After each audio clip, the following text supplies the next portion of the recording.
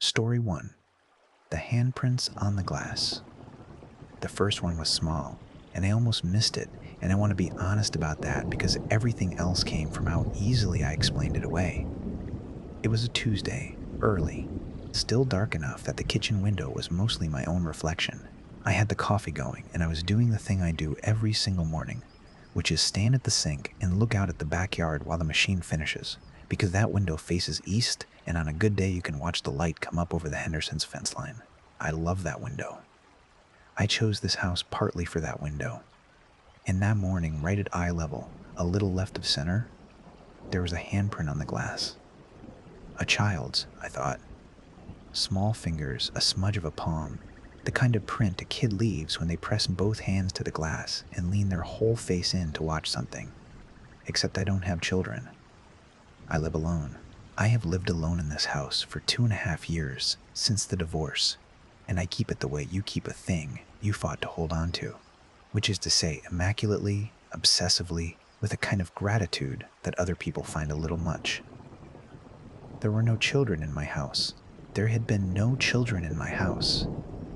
So my first thought, the reasonable thought, was that I had done it myself.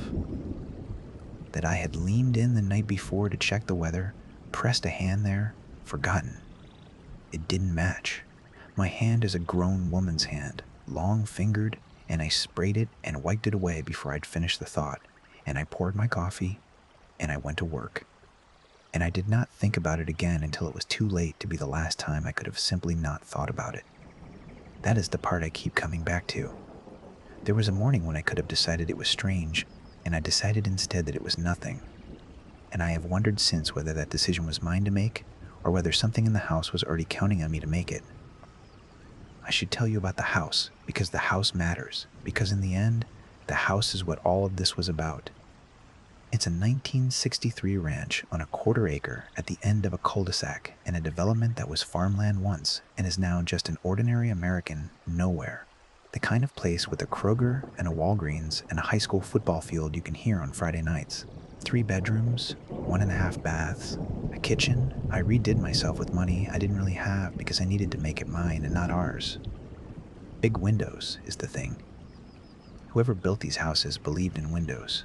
There's the kitchen window over the sink, the long picture window in the living room, the sliding glass door to the back patio, 2 windows in my bedroom, 1 in each of the other bedrooms, a little window over the tub, 9 panes of glass, a person could stand at and look out of, or look in through, and I had never once in 2.5 years thought of them as anything but light.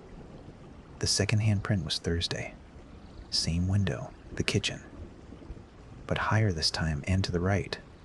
Up near the top of the lower sash where I'd have had to stand on my toes to reach, and there was another one on the glass of the back door, down low, near the handle, at the height of a hand that had reached for it. I stood in my kitchen in my robe with the coffee going, and I looked at those 2 prints, and I felt the first real cold go through me, not because I believed anything yet, but because I had cleaned that kitchen window on Tuesday. I remember doing it. I remembered the squeak of the paper towel and the smell of the spray, and the glass had been clean. I was certain the glass had been clean, and now there were prints on it again, small and smudged and pressed from the inside. From the inside. I want to be precise about this because it is the whole thing. It is the center of the whole thing, and it took me longer than it should have to understand what my own eyes were telling me. The smudges were on the inner surface of the glass. I know because I ran my finger over them from inside and felt the greasy little ridges. And then I went out the back door in my slippers into the wet grass and I ran my finger over the outside of the same pane, and it was clean, cold, dew-slick, nothing there. Whoever had left those prints had been standing where I was standing, inside my locked house. Pressing their hands to my windows and looking out, I called a locksmith that afternoon. That's the same thing. That's what you do. And I did it, and he came the next morning and rekeyed both doors and put a pin lock on the slider and checked the windows and told me the windows were fine. All latched, most of them painted half shut with age anyway. Nobody was coming in through a window. He was a nice older man, and he could tell I was scared, and he was kind about it. And before he left, he said, "You know, ma'am, half my calls are ladies living alone who leave a window cracked and forget. It's almost always us. It's almost always something we did and didn't remember. I wanted to believe him. I paid him and I thanked him, and for exactly one night I did believe him, and I slept.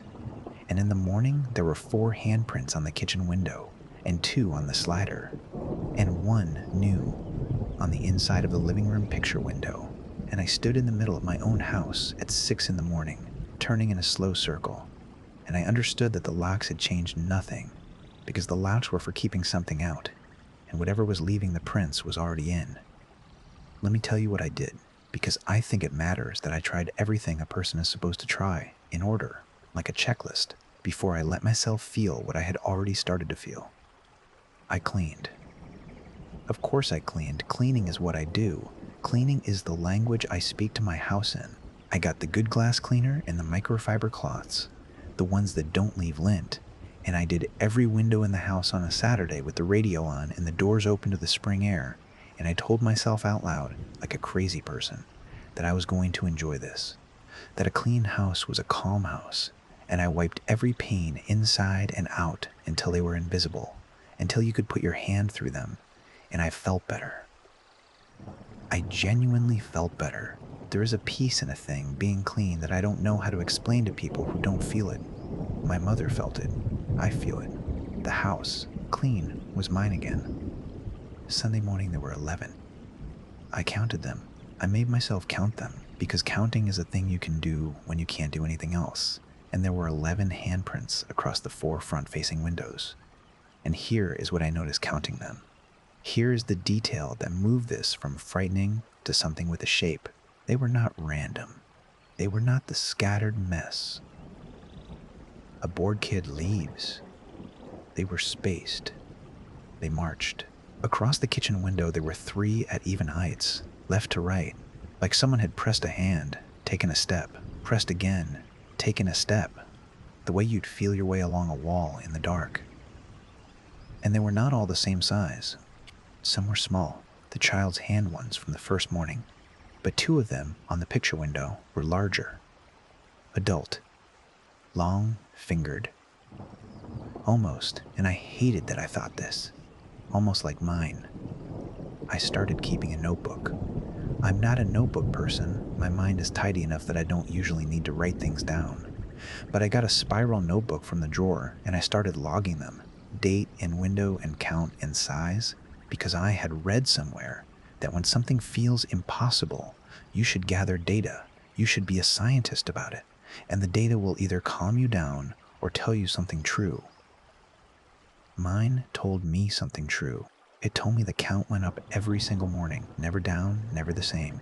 11, then 13, then 14, then 18. It told me they were moving. Not the same prints reappearing, but new ones, in new places, working across the glass and then down the glass, from the top of the windows toward the bottom, from the wide windows toward the narrow ones, from the front of the house toward the back, and then, over the second week, from the common rooms toward the hall, toward the bedrooms, toward me. Because that was the pattern. Once I had 2 weeks of it in the notebook and could see it laid out. It wasn't spreading like a mess. It was spreading like a search. Whatever was inside my house was going window to window, and it was pressing its hands to the glass. And I came to understand. The way you understand a thing in your body before your mind will sign off on it, that it was not looking out. It had never once been looking out. It was learning the glass. It was pressing its hands to every window in the house. The way you'd press your hands over a wall you'd woken up sealed behind, feeling for the seam, feeling for the give, testing where the world was thin. It was inside, and it was learning the shape of the box it was in, and the box was my house, and I was in the box with it. I didn't sleep well after I understood that. I want you to know I'm not a fanciful woman. I balanced my own checkbook. I did my own taxes the year everything fell apart. I am the person my friends call when they need someone to be calm, and I have spent my whole life being the one who does not get carried away. So when I tell you that I lay in my bed those nights with the lamp on listening to my own house, and that my own house sounded different, I need you to weigh that against the kind of person I am. But under it, there was something I had never heard before in 2.5 years. A soft, irregular sound that I finally placed one night at around 3 in the morning, lying rigid with the blanket to my chin. And once I placed it, I could not unplace it, and I heard it every night after. It was the sound of a hand on glass. A palm laid flat and then drawn away with the faintest tack of skin unsticking. Somewhere in the house, in the dark, patiently, one window at a time, and I lay there and I did not go and look because I was afraid, for the first time in my adult life, honestly afraid in my own bed, that if I got up and walked out into my hall and turned the corner into my kitchen, I would see whose hands they were. I told my sister. She's the only one I told at first, because she's the only one who wouldn't immediately decide I needed help. And even she went quiet on the phone in a way that told me she'd already decided it. And then she said the thing everyone says, which is, "Have you thought about staying somewhere else for a few days?" And I said no, and I meant it, and I couldn't fully explain why I meant it so hard. Part of it was stubbornness. I was not going to be run out of the one thing I'd managed to keep. But part of it was something worse than stubbornness.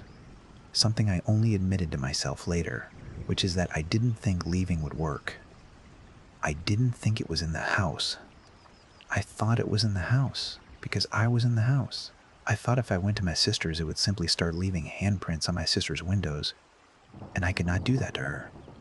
I could not carry it across town to where her kids sleep. And so the most loving thing and the most frightened thing lined up and pointed the same direction, which was stay.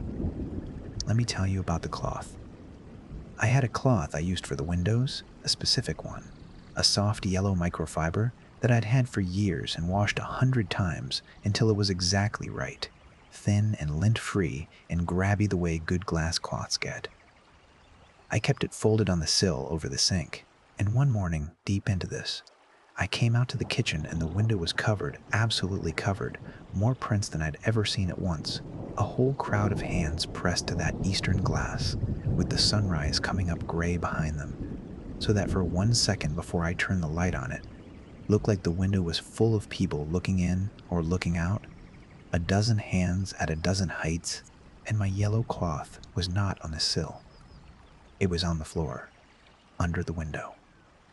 Wadded up, damp, gray with the grease of the glass, as though someone had used it, as though someone had been cleaning, as though something in my house had watched me, morning after morning, wipe the prints away, and had learned that too, had learned that this is what you do, this is the ritual, and had taken my cloth in the night and pressed it to the glass in the shape of the thing it was trying to understand, which was me, which was the woman who lived in the box and kept it clean. I threw the cloth away. I want to say I calmly threw it away, but the truth is, I picked it up between 2 fingers like something dead, and I carried it out to the garbage can at the side of the house, and I put it in, and I put the lid on, and I stood in my driveway in the cold, in my robe breathing hard, and Mrs. Breathing hard, and Mrs. Breathing. Anderson was out getting her paper, and she waved at me, and I waved back, and I smiled, and I said morning, and she said morning. Isn't it a pretty one? And it was. It was a genuinely pretty morning, the sky doing that pink thing, and I stood there being a normal woman, waving at her neighbor with my heart going like a fist on a door, because there was something in my house that had learned to use a cloth. The next morning the cloth was back on the sill, folded, clean. My yellow cloth, the exact one, the one I had thrown in the outdoor can and heard the lid come down on, folded on the sill the way I keep it, corner to corner, the way I'd folded cloth since my mother taught me. And I did not throw it away again. And I want to try to explain why, because it sounds insane, and it wasn't insane. It was the opposite of insane. It was the moment I finally understood the rules. It had folded the cloth the way I fold the cloth. It had not just brought it back. It had brought it back the way I would have. It was showing me, it was saying, in the only language it had, the language of the house and the glass and the small domestic objects I organize my whole life around. I have been watching you, and I have learned you. And look how well, look how exactly. Look how I can be the woman who keeps this house, and a person who has spent 2.5 years making a house into proof that she is fine, that she did not fall apart, that she can keep one beautiful thing clean and safe, and hers. That person understands a threat like that in her spine. It wasn't going to break down my door. It was never going to break down my door. It was going to become the one who lived here. And it was practicing. And the practicing was leaving handprints on my glass. There was a day in there, the second week, that I have to include, even though it's the one that makes me sound the least reliable, because it's the day I stopped being able to tell myself the prints were only at night.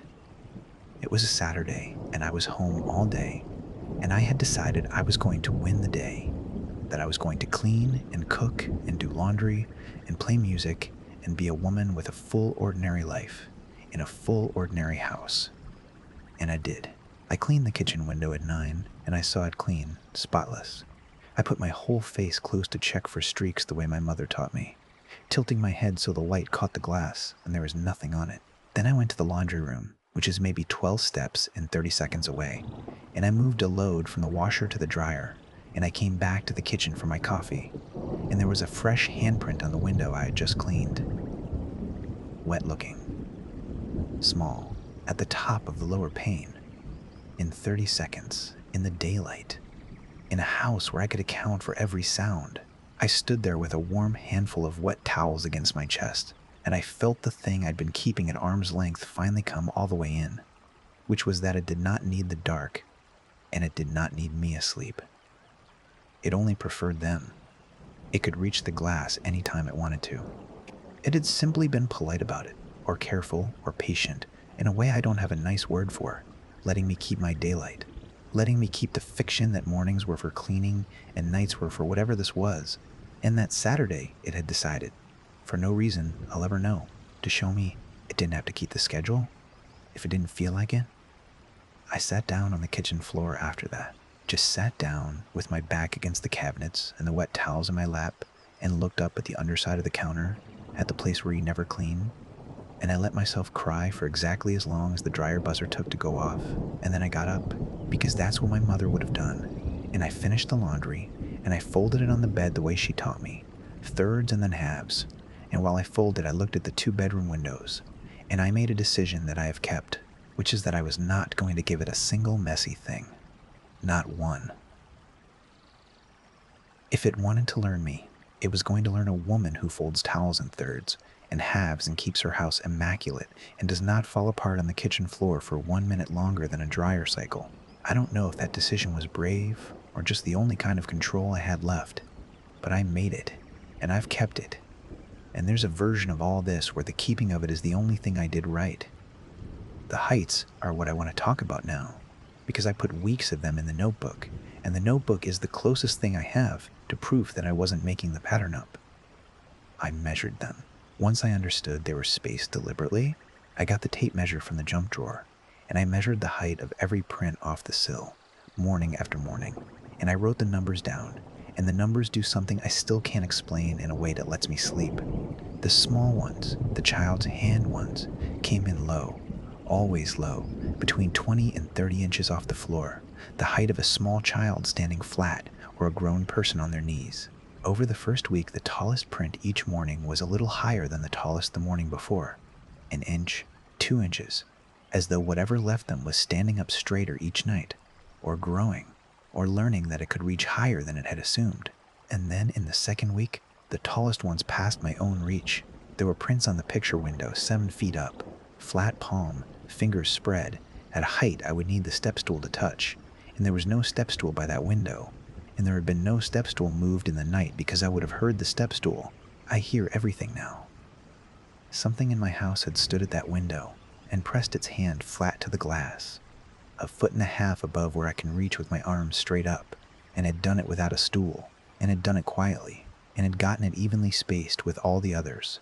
And the notebook has the number, 7 feet and 2 inches, in my own tidy handwriting.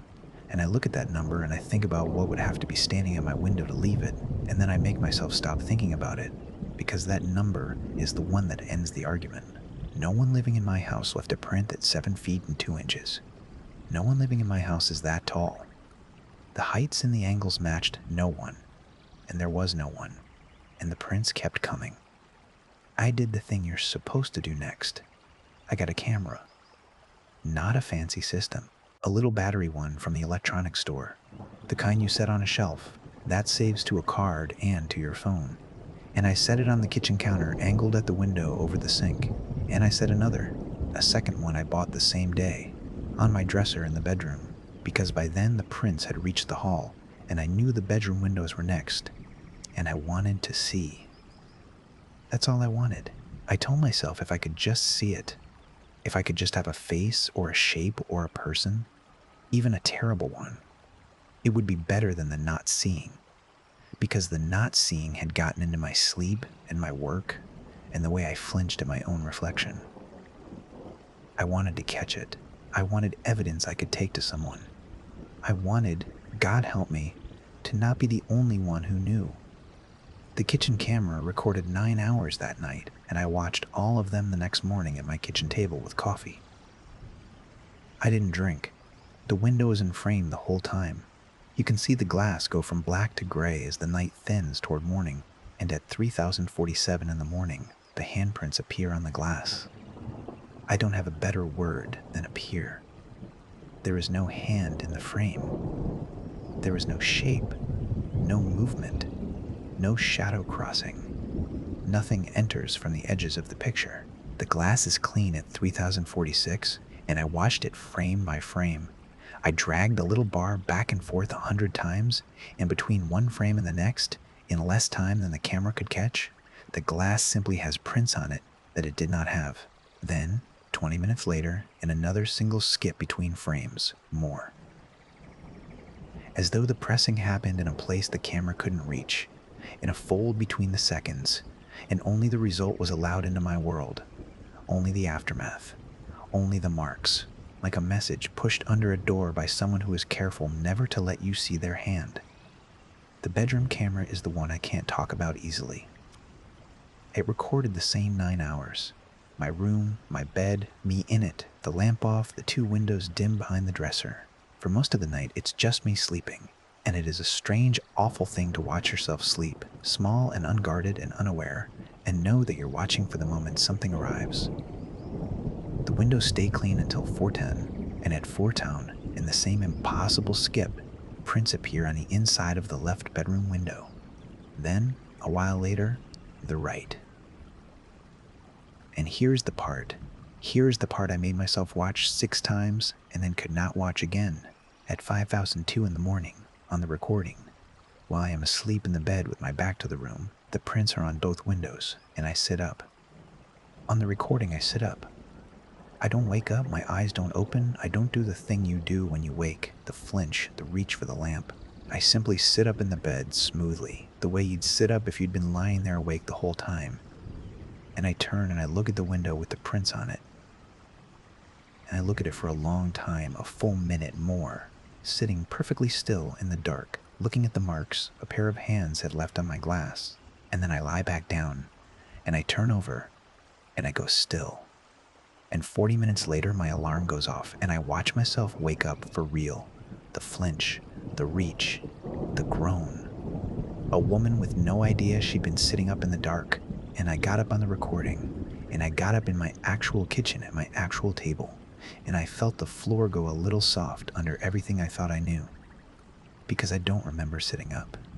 I have never once remembered sitting up, and I've been sleeping badly for weeks, waking tired, waking with my neck stiff as though I'd been holding my head in some position for hours, and I had put it down to stress, to the whole ordeal, and now I had it on a camera, myself in the dark rising to look at the handprints as though I'd been called, as though some part of me was already answering, as though the practicing was working and there was already, some nights, an hour, where the woman who keeps this house wasn't entirely me.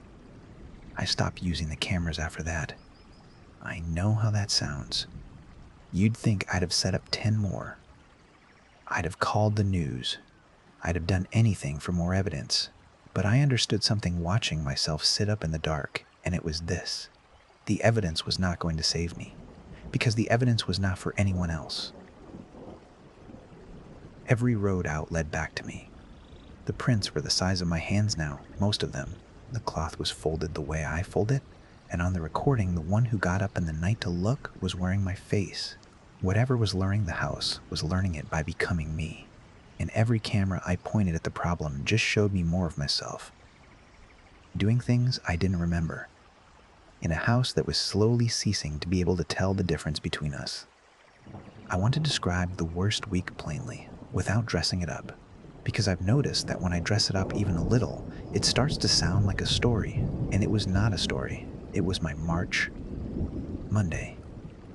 Prints on both bedroom windows, 22 of them counted, all adult, all long-fingered, ranged across the glass at the exact height they'd be if a woman my height stood at the window with her palms flat. I cleaned them before work. I was late to work. Tuesday. Prints back by the time I got home, though I'd cleaned at 7. New that day, a single print on the mirror in the half bath, the only mirror in the house I can see from the hall, right at face height. A palm laid flat over where a face would be if you stood close. I did not clean that one for 2 days, because I could not make myself touch it. Every time I passed the bathroom, the hand was there over the glass, and I would look, and my own reflection would be behind it, my face behind the flat of a hand, and I understood the mirror was a window too, the way the camera couldn't reach, and the mirror could. And I turned the bathroom light off and kept the door shut. Wednesday. I didn't sleep. I sat up in the living room in the armchair with every light in the house on, the way you're not supposed to, the way that just makes the black windows blacker. And I listened to the soft tack of a palm unsticking from glass move slowly through my house, kitchen, then living room, then hall, and I did not get up to look. And at some point near dawn, I realized the sound had stopped being in the windows. It was closer than the windows. It was the sound of a hand on a flat surface much nearer to me than any window. And I sat in that chair with my eyes on the black picture window, and I did not turn my head, because part of me knew that if I turned my head, I would see a hand pressed flat to the back of the chair beside my own head, feeling the shape of me the way it had felt.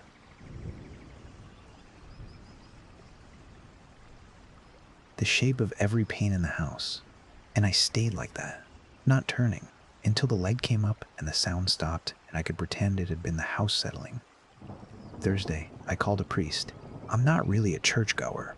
I go at Christmas, and I went when my mother died. But I looked up the parish, and I called, and a very tired, kind man listened to me for a long time and did not laugh, which I was grateful for. And at the end, he said something I've thought about every day since.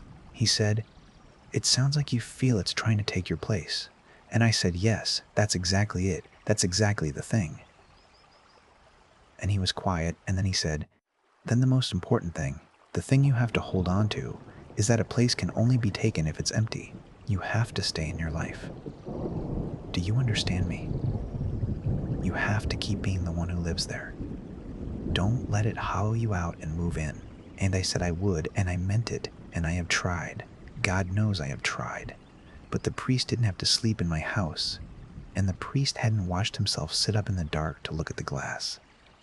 Friday, there were no prints at all. I want to explain what that was like, because you'd think it would be a relief, and for about 4 seconds it was. I came out to the kitchen on Friday morning braced for it, cloth in hand, and the window was clean. Perfectly, invisibly clean. So was the living room window, and the slider, and when I made myself go check, the bedroom windows, and the little window over the tub, and even the mirror in the half bath was just a mirror with my own tired face in it, and nothing else. Every pane of glass in my house was clean and clear and empty for the first morning in weeks, and I stood there with my useless cloth, and I did not feel saved. I felt the way you feel in the woods when all the birds go quiet at once. Because I had spent weeks learning this thing's habits, I had a notebook full of its habits, and the one thing it had never once done was stop. It went up, never down. It moved forward, never back. It did not skip a night, and now it had skipped. Everywhere, all at once, and that could only mean it had finished. It had learned every window in the house.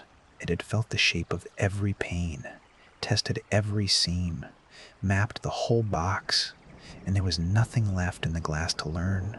and so it had moved on to the last thing it hadn't touched, and I did not know yet what that was, but I knew it in the birds, and I spent that whole Friday sick with a dread I couldn't name, waiting for the night, unable to stop looking at the clean windows that should have made me happy. That was last night. I'm going to tell you about this morning now, and then I'm going to stop, because I don't have any more after this morning.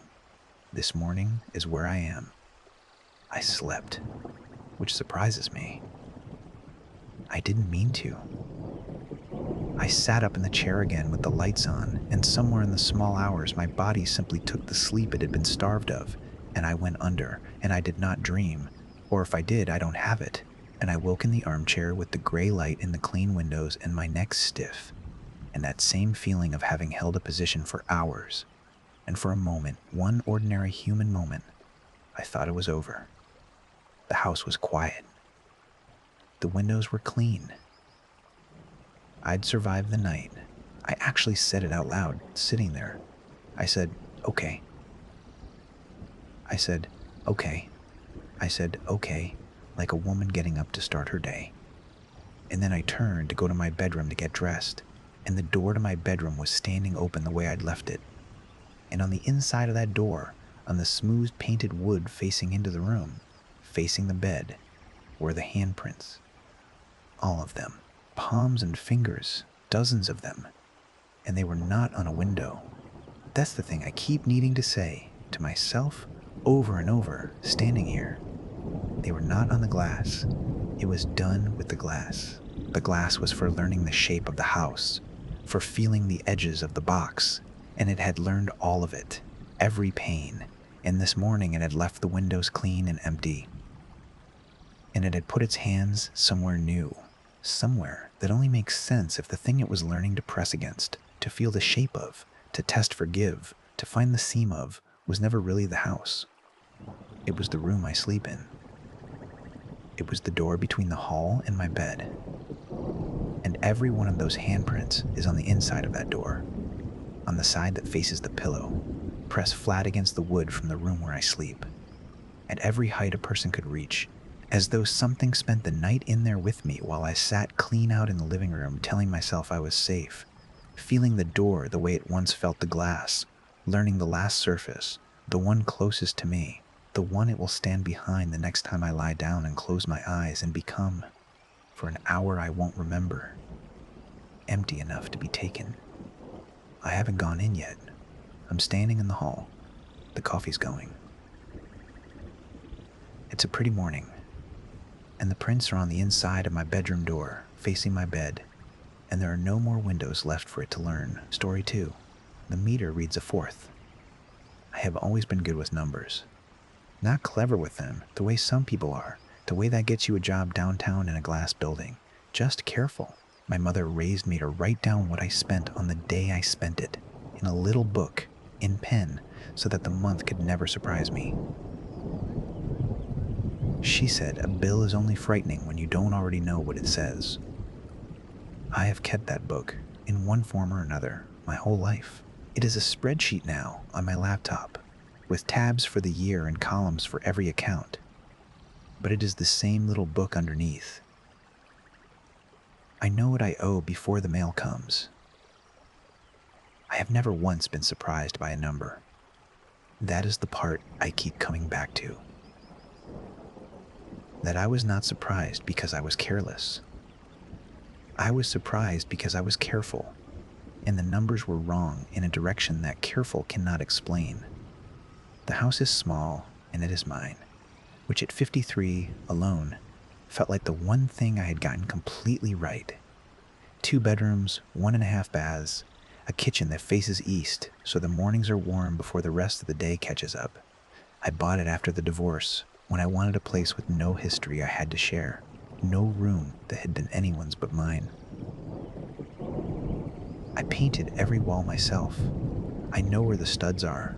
I know which window sticks in August, and which faucet needs the handle turned a ½ inch past off, or it weeps all night. I know this house the way I know the spreadsheet, down to the decimal. So when the electric bill came in October, and the total was $191, I did not panic. I did not even feel much of anything at first. I felt the small, specific irritation of a person who has found an error in their own arithmetic, because that is what I assumed it was. My electric bill runs between $50 and $70. I live alone. I work from home 3 days a week and from the library the other 2, because the library is warm and free. I run the dishwasher every 3rd night.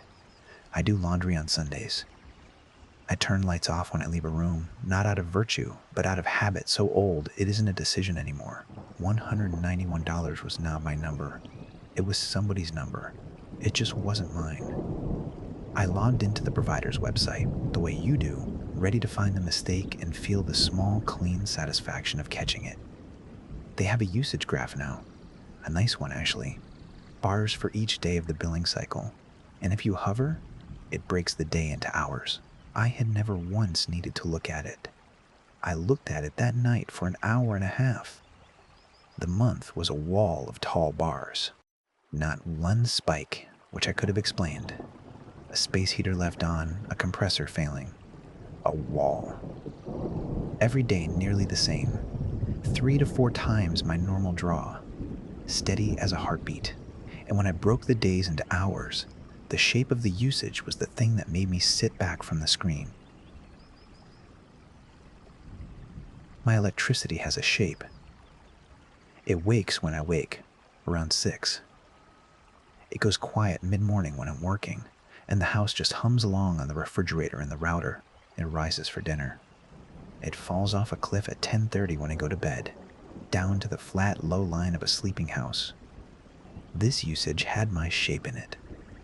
I could see myself in the graph, the 6 a.m. rise, the dinner bump, faint but there, like handwriting under handwriting.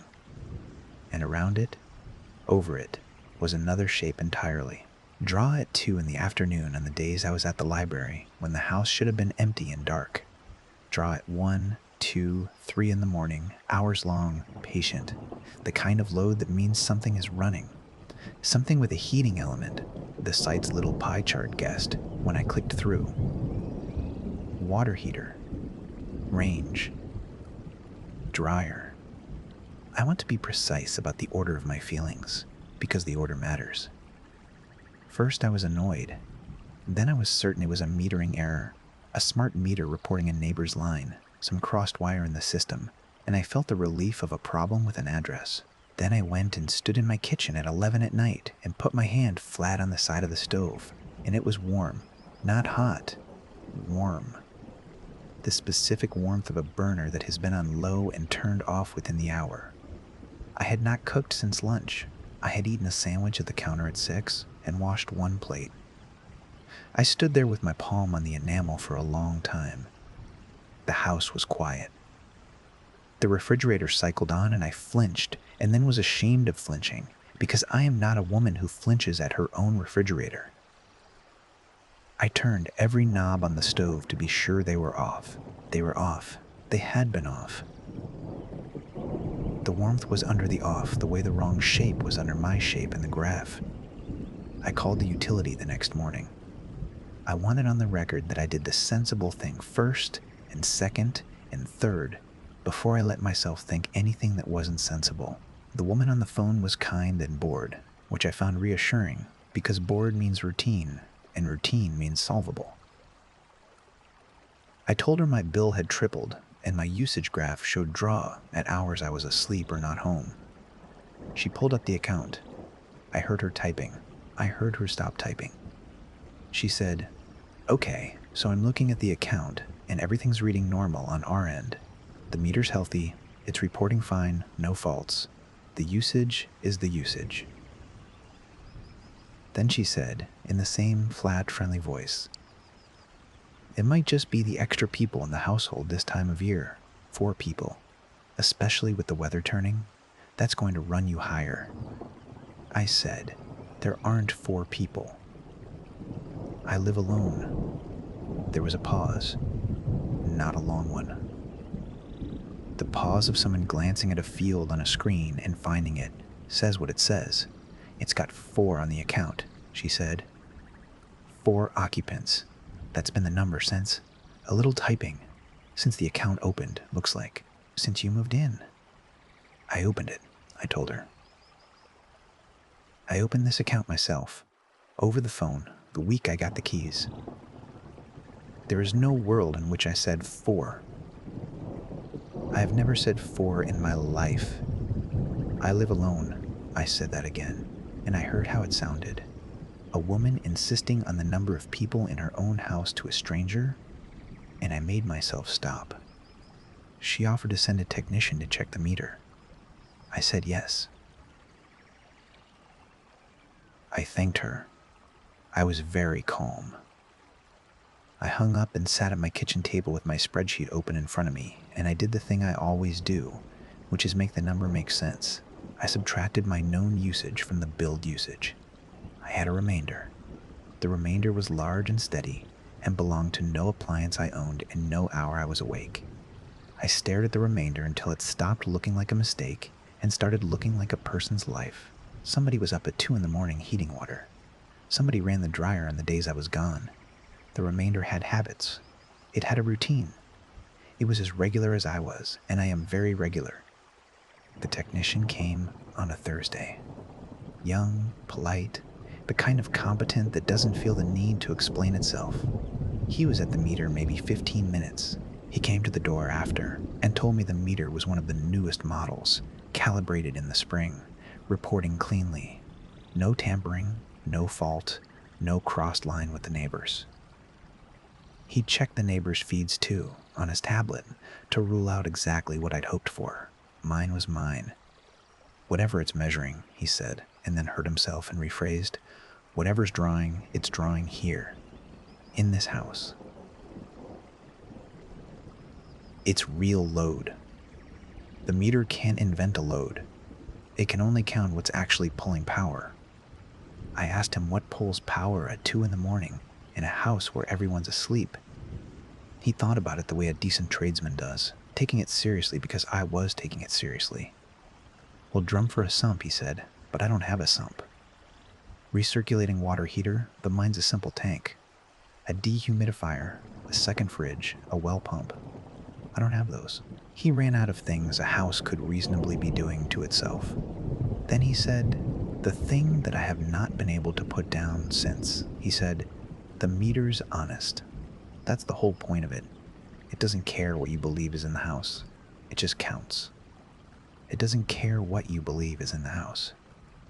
It just counts. I paid the bill. Of course I paid the bill. You pay the bill? That is the one rule under all the other rules. I paid $191 for the electricity used by my household. And I wrote it in the book, in the column, and the writing of it made it a fact. And I sat with the fact. And then I did the small, humiliating arithmetic that nobody warned you about, which is what the extra $120 a month actually costs a woman who lives on a fixed budget she built by hand. I have a line for utilities. It is not a large line. It was sized for one person who turns the lights off out of habit. An extra $120 on the electric. And then the water quarterly came in worse, and the gas after that. And by December, I was pulling from the line I keep for the car, and then from the little cushion I keep for the months with 5 Fridays. And I sat one night with the whole spreadsheet lit up on the table, and I felt something I had never felt about my own money before, which was that it was going somewhere I could not see and could not stop, into a house that was spending it without me. I have supported people before. I supported a husband, for a while, at the end, when he wasn't well and wasn't working, and that at least I chose, or told myself I chose. This I did not choose. I was paying to keep 3 strangers in hot water and cook dinners, and I could not even see them to resent them. The book balanced, because I made it balance, because I always make it balance. But it balanced smaller. Every month it balanced a little smaller, and the household drew a little more, and I understood in a way I could feel in my stomach that a budget is just another meter, another honest count. And mine was reading a family too. I did try, once, to find out who they might be. I don't fully know why. It went against everything the numbers were telling me, which was that history did not matter. that the meter did not care who had lived here or died here or been born here, only what was drawing power tonight. But I am human, and a human wants a name for a thing, and so I spent an evening at the county records the way I'd normally spend it at the spreadsheet. The house was built in the 60s. There had been owners before me, a couple, then a widow, then a flip, then me. Nothing dramatic, no fire, no vanished family, no small print in the paper, a perfectly ordinary chain of perfectly ordinary people, each of whom had, I realized, paid these same 3 companies for these same meters. And I sat there in the quiet of the records office and understood that this told me exactly nothing, because whatever was drawing the water at 240 had not come with the widow or the couple or the flip. It did not have a story. It had a schedule. That was the thing I kept wanting to give it. A story, a reason, a grief. It was working through, and the numbers kept refusing me, kept handing me back the same flat, honest answer, which was consumption, hour by hour, indifferent as rain. It was not haunting the house, it was living in it. There is a difference, and the difference is that a haunting is about you, and a tenant is not. Then I started watching. I am a watcher of numbers, so I watch the numbers. I check the usage graph every morning with my coffee, the way other people check the weather. And I learned the household. That's the word I came to use, in my own head, because the utility used it, and it turned out to be the accurate one. There was a household in my house, and I was one of its members, and the others kept different hours. They liked the night. The heaviest draw was always between 1 and 4 in the morning. The range's elements cycling, the water heater recovering, over and over as if someone were running hot water for a long, long time. There was a smaller, stranger load in the mid-afternoon, but only on Tuesdays and Thursdays, the 2 days I was at the library. As if the house woke up when I left and went about a life of its own, and then quieted, considerate, before I got home. I started to picture it as consideration, a household that kept out of my way, that did its cooking and its washing in the hours I'd surrendered to sleep, and its daytime living in the hours I'd surrendered to the library, so that when I was home and awake, the house was only ever mine, quiet, the low flat line, my shape and nobody else's. We were sharing it. We were on shifts. I know how that sounds. I knew how it sounded even as the thought arranged itself, tidy in my mind.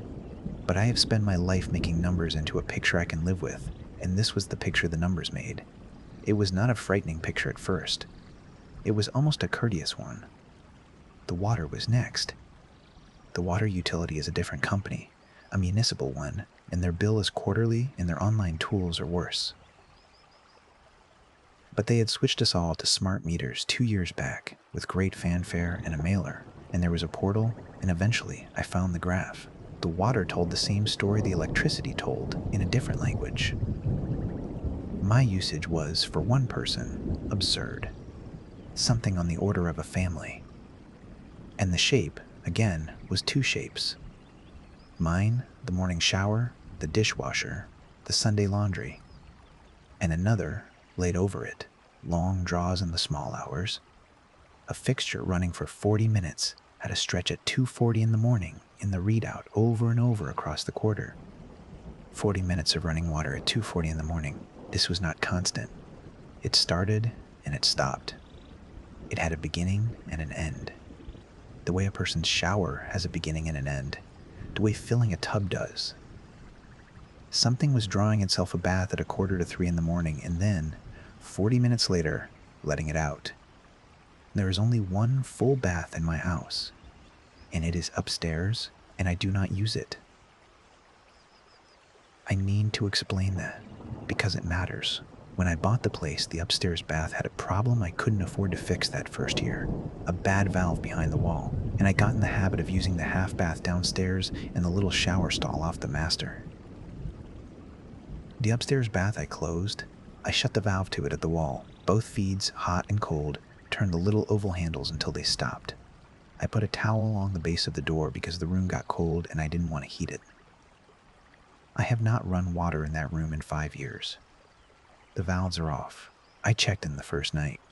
I went up with a flashlight in my robe, and I got down on the floor, and I looked at the shutoffs behind a vanity, and they were closed, both of them, closed as far as they would turn, and the pipe above them was dry and cool. And the water meter said 40 minutes at 2:40 in the morning, 3 and 4 times a week, all quarter long. I did not sleep well after the water. I want to be fair to myself. I still functioned. I worked, I ate, I kept the book. But I lay awake now on purpose, on the nights the graph had taught me to expect the draw, listening, and here is the thing I have to tell you, the thing that changed the shape of it for me. I never heard anything, not once. No pipes knocking, no water in the walls, no footsteps, no doors. The house was silent, the way a house is silent at 3 in the morning, that thick furnished silence, the refrigerator, the wind, the settling, and the meter in the morning would show me the 40 minutes. The house did its living without a single sound. Only the meter knew. Only the numbers kept the record. Whatever lived on the other shift left no footprint anywhere a person could stand and see it. No wet floor, no warm mist on the mirror, no ring in the tub. It left its footprint only in the count, as if it existed most fully, most certainly, in the ledger, and only lightly, deniably, in the rooms. The stove was the exception. The stove I could touch. I got into the habit of going down at night, on the nights of the draw, and putting my hand on the range, and it was warm, again and again, and once. Only once. And I have decided to tell you all of it. Once it was hot, front left burner. The knob off, pointing too off, and the burner too hot to keep my hand on. And the faint smell in the kitchen of something having been cooked. A savory smell, oil and onion, a real dinner. The smell of a kitchen an hour after a family has eaten in it. My kitchen, at 1 in the morning. And me standing in it in my robe, having eaten a sandwich at 6. I called the gas company then, because the range is gas, and I hoped. A gas leak. A burner not fully off. A real and dangerous, insolvable thing. They sent a man out with a sniffer, and he found nothing, no leak. The burner's sealing clean, the line tight. And he looked at the readout on his device and frowned and said, "My gas usage was," and I quote, "on the high side for the square footage." And I said, "For how many people?" And he glanced at his tablet the way the electric woman had, the exact same glance, and said, "Says 4. 4. It was 4 everywhere. Electric, water, gas, all 3 companies. 3 separate systems, 3 separate databases in 3 separate buildings, and every one of them had 4, and every one of them said 4 had been the number from the day I moved in. I had not told them 4. I had told them, each of them, over the phone 5 years ago. 1. I remember the calls. I remember being almost proud of the one, the clean singular fact of it. My house, my number, nobody's but mine. I started, around this time, to write it all down properly. Not just the money. The money went in the book, as always. But the readings. I made a new tab. I logged the overnight draws, the water events, the temperature of the stove when I checked it. I am telling you this, not because the record helped. It did not help. Nothing helped. But because it is who I am, and I want you to understand that a person can be perfectly rational and careful and organized and still be counted into a house alongside something she cannot see. The record did not protect me. It only meant that when it happened to a witness. There is a difference between those two things, and it is smaller than you'd hope. The itemized bills, when I really read them, were the worst of it, not the totals. The itemization. The water bill breaks usage into tiers, and there's a line, a printed line, that estimates household size from consumption for the conservation rebate program. It said 4 in print, mailed to my house in an envelope with my name on it and no other name, a line of print that read, estimated household, 4. The electric bill's efficiency comparison. That cheerful little chart they add now, you versus bus. Similar homes, meant to shame you into using less, compared me to homes of 4. It had decided what I was by what I used, and what I used was a family, so it wrote me down as a family and mailed the family its bill. Care of the one member who slept. I tried the app for the electric company, the newest tool, the one with the real-time draw. You can watch the number move. On a normal evening, you can turn on a light and watch the wattage tick up, turn it off and watch it drop, and there is something soothing in it. The responsiveness, the house answering your hand. I sat up one night with the app, in bed at 2 in the morning, waiting, and at 2:11 the number climbed. I had touched nothing. I was lying still in the dark holding a phone, and the draw climbed, in steps. The way it climbs when things come on one after another, a heating element, then another, the wattage stacking, and I watched a household wake up and begin its day inside my sleeping house, on a screen, in my own hand, in numbers, and I lay there and did not move, and did not breathe loudly, and I understood, finally, all the way down, that the courtesy I'd imagined, the shifts, the keeping out of my way, was not courtesy. It was just a different schedule. We were not sharing the house out of kindness. We were sharing it the way tenants share a building they've each, separately, been assigned. It didn't keep out of my way because it cared about me. It kept out of my way because our hours simply did not overlap. Yet, I did the things a person does. I'll list them quickly so you know I did them, so no one can say she just lay there. I had an electrician out, a private one, not the utility, and he checked every circuit and every outlet and found the house sound and the wiring honest and the load. When he clamped his meter on the main, real load, he said. Something's pulling it. He said it almost angrily by the end, because he couldn't find the something, and a good electrician hates that more than anything. I had a plumber trace the upstairs bath and confirm the valves shut and the branch dry. I had the locks changed, though nothing about it had ever suggested a person with a key, because it was the only door I knew how to lock. I stayed with my sister for 4 nights, and the graph for those 4 nights when I checked it from her kitchen. The graph showed the household carrying on without me. The overnight draws. The water at 2:40, the house lived its shift life in my absence, exactly as it did in my presence, and I understood that I was not the reason it was there. I was only the reason there was a bill in my name. When I came home, the stove was warm.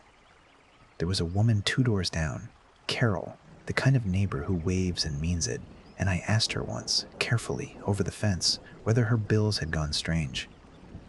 I framed it as rates going up, everyone complaining, that sort of thing, so I wouldn't sound like what I was becoming. She laughed and said hers were fine, same as ever, and then she said the thing that I have kept, because she meant it as nothing, and it landed in me as everything. She said, "You've got that big house all to yourself, though, bound to feel every dollar." All to yourself. She had lived 2 doors down for 11 years, and she believed I lived alone, and she was right, and the meter said she was wrong, and I could not decide, standing at the fence with a polite smile on my face. Which of them I would rather have believed me? I went inside and wrote down the date and what she said in the log under the readings, because it was data, and because I had started to feel that the only proof I lived alone was a fence conversation and my own steady hand in a book, and both of those felt thinner than a printed line that said 4. I began, without quite deciding to keep to my hours. I did my cooking early and my laundry in the daylight, and I was in bed by 10:30, not because I was tired, but because the graph had taught me that 10:30 was the border, the place where my shape ended and the other shapes began. And I did not want to be awake and downstairs in the hour the household came on. I told myself it was so I wouldn't frighten myself. That was true, but underneath it was a courtesy I was extending to them, or a deference, the way you keep your voice down in a building where other people are sleeping. Except it was night, and I was the one who slept, and they were the ones who lived, and I was keeping quiet for them. I noticed myself doing it, and I did not stop. You accommodate what you cannot remove. You make room. My mother taught me that too. though she meant it about money. I stopped fighting it around the start of December. I don't mean I gave up. I mean I did the thing I have always done with a number I cannot change, which is accept it and build my life around its truth. There were 4 in the household. 3 of them kept the night and the empty afternoons. One of them, me, kept the day. I learned their schedule the way you learn a spouse's or a roommate's, and I kept out of it, and it kept out of mine. And the house, in the hours that were mine, was quiet and warm and entirely, believably, only mine. I could almost forget, in the good morning light with my coffee in the east windows, that I was reading a graph that counted 4. Almost. The book wouldn't let me forget. The book is honest, the way the meter is honest. I wrote down 4 every month in the household column I'd made, because that was the number, and the writing of it made it a fact, and I lived with the fact. Here is what I did not understand until the last bill, and what I understand now, and what I am, I suppose, telling you, so that someone knows it, so it is written down somewhere outside my own honest book. I thought I was the one keeping the record. I thought I was the witness. I thought that as long as I watched the numbers, logged the draws, read the bills, I was the one holding the house accountable, the auditor of the thing I lived with. I had it backwards. I was not reading the meter. The meter was reading me. All 3 of them were the electric, and the water, and the gas. 3 honest witnesses in 3 buildings. And what they were witnessing, what they were counting, hour by hour, was the household. And I was only one of the loads, one of 4 things drawing on the house. My shower in the morning, my dinner, my 10:30 lights out, to the meter. These were not me, not a woman, not a life. They were load. A pattern of consumption, indistinguishable in kind from the burner at 1 a.m., and the bath at 2:40 and the dryer on Tuesdays. 4 loads. The meter didn't know which one was a person and which ones were not, because to the meter there is no such distinction. There is only draw. There is only the count. It just counts what's actually there. And a load, unlike a woman, is only there as long as it draws. The last bill came the 2nd week of January. I almost didn't look at the graph, because I had made my peace, I had my column, I knew my number.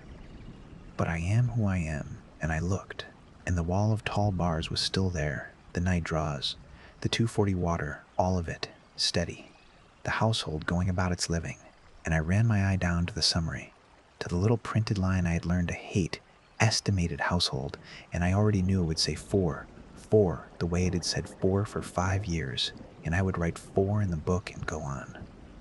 It said 3. I read it 4 times. Estimated household. 3. The comparison chart had changed too. You versus similar homes. And the similar homes were homes of 3 now, and my usage sat right in the middle of them. Ordinary, unremarkable, a perfectly normal 3-person house. The overnight draws were all still there. The bath, the burner, the Tuesday afternoons. Every load I had cataloged as not, mine was still on the graph, still drawing, still living the night. The household was still 4 things large in every way I had spent 3 months documenting. It was only the count that had dropped. 1 load had stopped registering. 1 pattern of consumption had simply ceased to appear in the record. The morning rise at 6, the single dinner plate, the 10:30 lights out, the small quiet daytime draw of a woman working from home. That shape was gone from the graph. The other 3 shapes went on without it, undisturbed, uninterrupted, the way they had gone on the 4 nights I stayed at my sister's. The house had not lost a thing. The bill was, if anything, more normal than it had ever been, a completely ordinary home. I am still here. I want to say that plainly. I am sitting at my kitchen table in the east light with my coffee and my book, and my hand is warm around the cup, and I can feel the chair under me and hear the refrigerator cycle on. I am here. I am as here as I have ever been. I made this coffee. I am writing this down. But the meter can't find me anymore. I ran the shower this morning, a long one, longer than I've ever run it, hot. And I watched the water app after, and the graph did not move for it. I turned on every light in the house and sat with the electric app, and the real-time number did not climb. I stood at the stove and boiled a full pot of water, watched it boil, felt the steam on my face, and the gas usage on the tablet held flat. 3 loads, none of them mine. Whatever I do now, the house does not count it. I draw nothing the meter can see. My shape is gone from the record, and the record is the only place the house was ever really keeping any of us. The other 3 are still on the graph. They will be on next month's bill, I expect, and the month after, drawing their water at 240, warming the burner at 1, and the estimated household will say 3. And it will be true, because the meter is honest. The meter has always been honest. The meter only ever counts what's actually there. And I understand now what the technician meant, standing on my porch with his tablet, when he said it doesn't care what you believe is in the house. He was trying to reassure me. He thought he was telling me the meter couldn't lie. What he was telling me, though he didn't know it and neither did I, was that the meter is the arbiter. That being in the house and being counted in the house are not the same thing, and that when the two disagree, it is not the count that is wrong. So I keep the book. I still keep the book. It's the last honest ledger that has a 4 in it, the last record anywhere that says how many of us there really are. And I write it down every month in pen 4, because I know, because I am careful, because I have always been good with numbers. The meter says 3. My book says 4, and I sit here in the warm morning light that the meter cannot see me sitting in, drinking coffee that the water meter did not record, and I try to decide which of us is keeping the true count. I know what my mother would say. A bill is only frightening when you don't already know what it says. I know what mine says now. I knew before it came. That is supposed to be the safe way to live. I did everything right, and I still ended up on the wrong side of the count. One careful woman filed under a load that stopped, and the house going quietly on, warm and lit and washed at 2:40 in the morning. A perfectly ordinary home for 3, none of whom I have ever seen, all of whom the meter finds more real than me. If you are the kind of person who reads the graph, and some of you are, I can tell, we know each other. We are the ones who write it down the day we spend it. Check the little line at the bottom, the estimated household. Check it against the number of beds you make. Most nights they'll agree, and you'll never think of it again, and that is a gift, that agreement, though you won't know it's a gift. But if they ever disagree, if the meter ever counts 1 more than you can find, do not go looking for the extra one. That is the mistake I made, and it cost me nothing and everything, because there was never anything to find. It leaves no water on the floor and no smell that lasts till morning and no sound in the walls at all. It lives in the count. Instead, watch your own number. Watch the shape that is yours, the morning rise, the single plate, the lights at 10:30. Watch it the way you'd watch a candle in a draft, because the house is a household, and the meter keeps the household's books, and it has room on its ledger for exactly as many as it finds drawing, and not 1 line more. When it makes room for the something you couldn't find, it does not add a row. It reconciles. The coffee is still warm. The light is still coming in the east windows the way it did the first morning, before any of this, when the house was only mine and the number was 1 and I thought, gotten the one thing completely right. I am going to sit here a while longer, in the warmth the meter says isn't happening, and finish it. I am not afraid, exactly. It is too quiet and too ordinary to be afraid in. It is just that I have spent my whole life making the numbers make sense, and for the first time the numbers make sense without me, and there is nothing in the book, in pen, in any column I know how to keep, that tells a careful woman what to do on the morning she finds she is the part that no longer adds up. Rest now, if you're the one still counted. Make your coffee. Run your water and watch it move the meter. And be glad, tonight, that it does. Story 3, The Scratching Spells. My name. I want to say the year first, and the town, and the fact that I am a reasonable person, because those are the things I keep reaching for now, the way you reach for a railing in the dark. I am 46.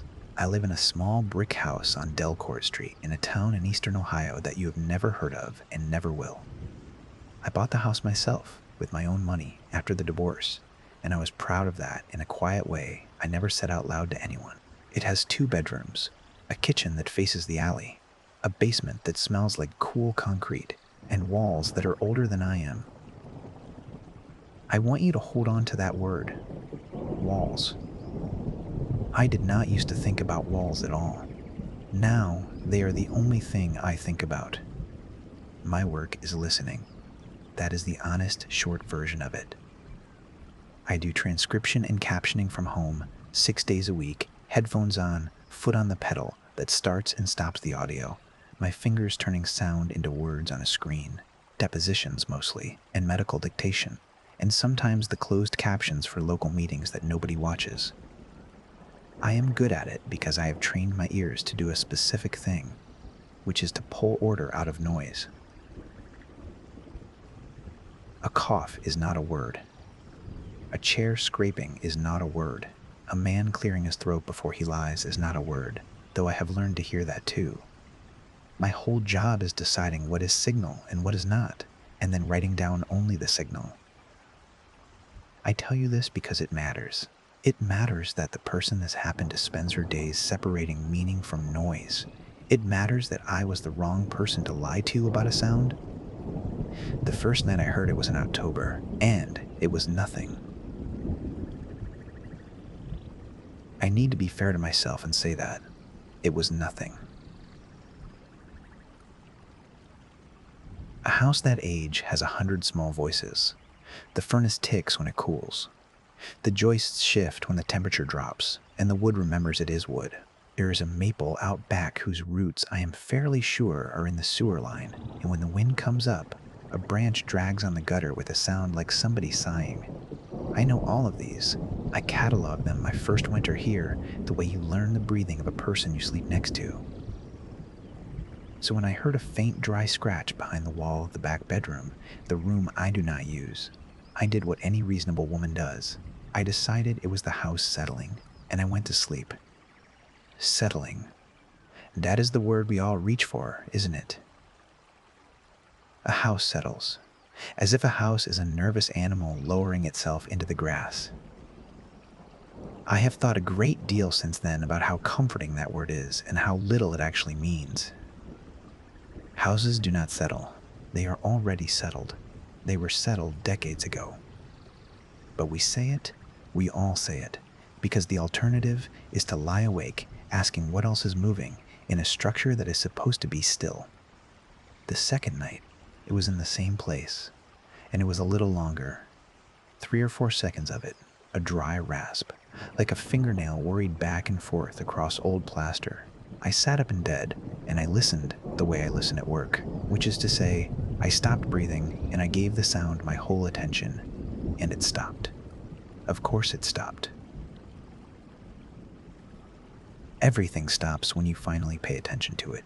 I lay back down and told myself it was the maple branch carrying through the framing, sound traveling in a house being a tricky and dishonest thing. And that was true. That is genuinely true. Sound does travel and lie about where it started. So I had a real explanation.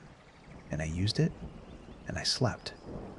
The third night I named it a mouse, and I want to be very careful here because this is the part people get wrong when I try to tell them. And it is the part I need you to understand more than any other. I thought it was a mouse. For about a day and a half, I was certain it was a mouse, and I was almost glad because a mouse is a small ordinary problem with a small ordinary solution. I bought the traps. I bought the humane kind, the little plastic tunnels that snap shut so you can carry the thing out to the field behind the Kroger and let it go, because I did not want to hurt anything. I have never wanted to hurt anything, and I set them along the baseboards in the back bedroom where the sound lived. And then I lay in my own bed on the other side of the house, and I listened, and I heard it, and I knew within about 10 minutes that it was not a mouse, and the knowing was the first cold thing. A mouse is frantic. I did not know that before. but I know it now. A mouse in a wall is a small panic of motion, little scrabbling bursts, a scurry and a stop, and a scurry, the sound of a creature that is only ever trying to be somewhere other than where it is. It has no interest in you. It does not care about your wall except as a road. What I heard was not that. What I heard was slow. It was deliberate. It went scratch, and then it waited, and then it went scratch again, in the same place, with the same pressure, as if something were pressing a single point of itself to the inside of the plaster and drawing it downward, once, and considering the result, and drawing it again. No animal is patient like that. No animal repeats itself like that. A mouse does not do a thing and pause, and do the identical thing as though it were practicing. I checked the traps in the morning, empty, everyone, and unmoved, and I felt something I did not have a word for yet, standing in that cold back room in my socks with a flashlight, because I realized I had been hoping to find a mouse, hoping hard, the way you hope a lump is nothing. I wanted the small, ordinary problem. I did not get it. I want to be as plain as I can be about this, because everything that comes after depends on it. It was not an animal. I ruled the animal out, deliberately, as a professional listener, on the evidence. And I need you to accept that with me and not go back to it the way everyone I have told goes back to it. Gently, kindly, saying, well, but couldn't it have been? It could not have been. I know the difference between a thing that is trapped and a thing that is choosing. This was choosing. For a while after that, I did the reasonable person things, and I will list them so you know I am not a woman who leaps to the worst idea. I called a pest company, and a nice young man came out and went through the whole house with a light and a little camera on a stick that he fed up into the wall cavities, and he found nothing. No droppings, no nesting, no gnaw marks, no grease trails along the studs where an animal's body would rub the wood dark over time. He was thorough and he was honest, and he told me, standing in my kitchen writing up a $0 invoice, because he wouldn't charge me for finding nothing, because he checked for all of them, and my house was, in his words, clean as a whistle. He said maybe it was the pipes. He said old galvanized pipe does strange things when the pressure changes. I thanked him. I did not tell him that the sound had never once come from where the pipes are. Then I called a plumber, because I am nothing if not stubborn about ruling things out, and he ran his own diagnosis and found my plumbing tired but sound, no water hammer, no air in the lines, nothing that knocks or drags. He was less kind than the pest man. He looked at me a little sideways, the way men look at a woman who lives alone and hears things, and I paid him and let him go, and stood in my clean, quiet house and understood that I had run out of ordinary explanations. That is a specific kind of loneliness I have found, running out of explanations. It is worse than fear at first. Fear at least gives you something to do. So I did the thing my whole profession had prepared me to do, which was to stop looking for the cause and start recording the data. If I could not explain the sound, I could at least describe it precisely, and precision is the closest thing to control that I have ever owned. I got a spiral notebook, the kind with the perforated pages, and I started keeping a log. The way I keep a log at work, with a time and a location and a description, and that notebook is the reason I know I am not imagining this, because a person imagining a thing does not produce weeks of consistent, dated, internally coherent evidence. A person imagining a thing contradicts herself. I never once contradicted myself. The record is clean. I have it here. I could read you every line. The early entries are dull, and I am glad they are dull, because the dullness is the proof. October 14, 2:40 a.m. Back bedroom, north wall, low, near the floor, 4 repetitions, roughly even spacing, stopped when the furnace kicked on. October 16, 3005 a.m. Back bedroom, north wall, same place, longer, maybe 9 or 10 repetitions, spacing uneven. October 19, nothing. October 20, nothing. That is another thing an animal does not do, by the way. An animal does not take nights off. An animal in your wall is there because it lives there, and it is there every night doing the animal thing of trying to survive. This took nights off. This came back rested. By the end of October, the entries had a new column because I had started to notice the spacing, and the spacing was the first thing that truly frightened me, more than the sound itself. Because the spacing was not random. I had assumed, when it was just noise, that the pauses between scratches were meaningless, the arbitrary rests of a random process, the way rain on a roof has no rhythm even though your tired brain keeps trying to hear one. I have transcribed enough garbage audio to know how badly the human mind wants pattern, and how it will manufacture pattern out of static if you let it. So I was suspicious of myself. I did not want to be the woman who hears her own name in the dryer. I held the standard high, and it cleared the standard. That is the whole horror of the notebook, if you want to know. I set the bar where a skeptic would set it, and the thing in my wall walked over it like it wasn't there. Here is how I knew. On the night of November 2nd, the scratching came in a group of 3, then a pause, then a group of 3, then a group of 3, and it held that structure, for I do not know how long enough that I got up and got the notebook and wrote it down as it happened, tallying the marks, 3 and 3 and 3, and it did not vary. Now, a random process does not make 3s. A dripping tap does not learn to drip in 3s and hold it, and a real animal certainly does not. But a mind does. A mind counts. And I lay there in the dark with my notebook and my pen, and I understood, with the specific clean dread of a person whose whole life is finding signal in noise, that I was no longer listening to noise. I was listening to signal. There was intention on the other side of my wall, and it had just shown me, deliberately, that it could count, and that it wanted me to notice that it could count. I did not sleep that night. I sat up with the light on, and I felt the house around me the way you feel. A room when you realize you are not alone in it. That particular tightening of the air, and I made a decision that I have gone back and forth on ever since, which was that I was going to listen harder, not run, not sell the house I was so proud of and give up the one thing I had made for myself. Listen, because listening is what I am for, and because some stubborn part of me believed, God help me, that if I could just hear it clearly enough, I could understand it. And if I could understand it, I could reason with it. And if I could reason with it, I could make it stop. That is the mistake, if you are keeping track. That is where a smarter woman would have gone to a motel. I stayed, and I got a drinking glass, and I pressed the open mouth of it flat against the wall, and I put my ear to the base, the way you did as a child to listen through a door, and the sound came through cold and near and clear. And I have not been the same person since. Through the glass, it was a different thing entirely.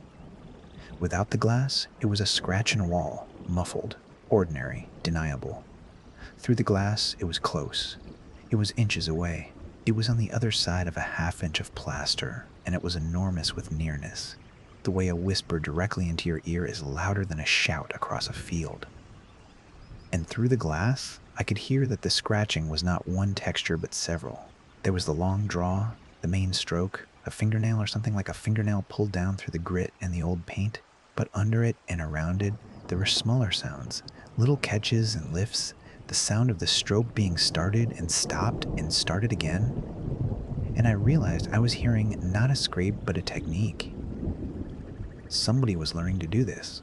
Somebody on the other side of my wall was practicing emotion, refining it, the way you practice a signature, the way a child practices letters. Pressing too hard at first and then finding the pressure, the drag getting cleaner night over night.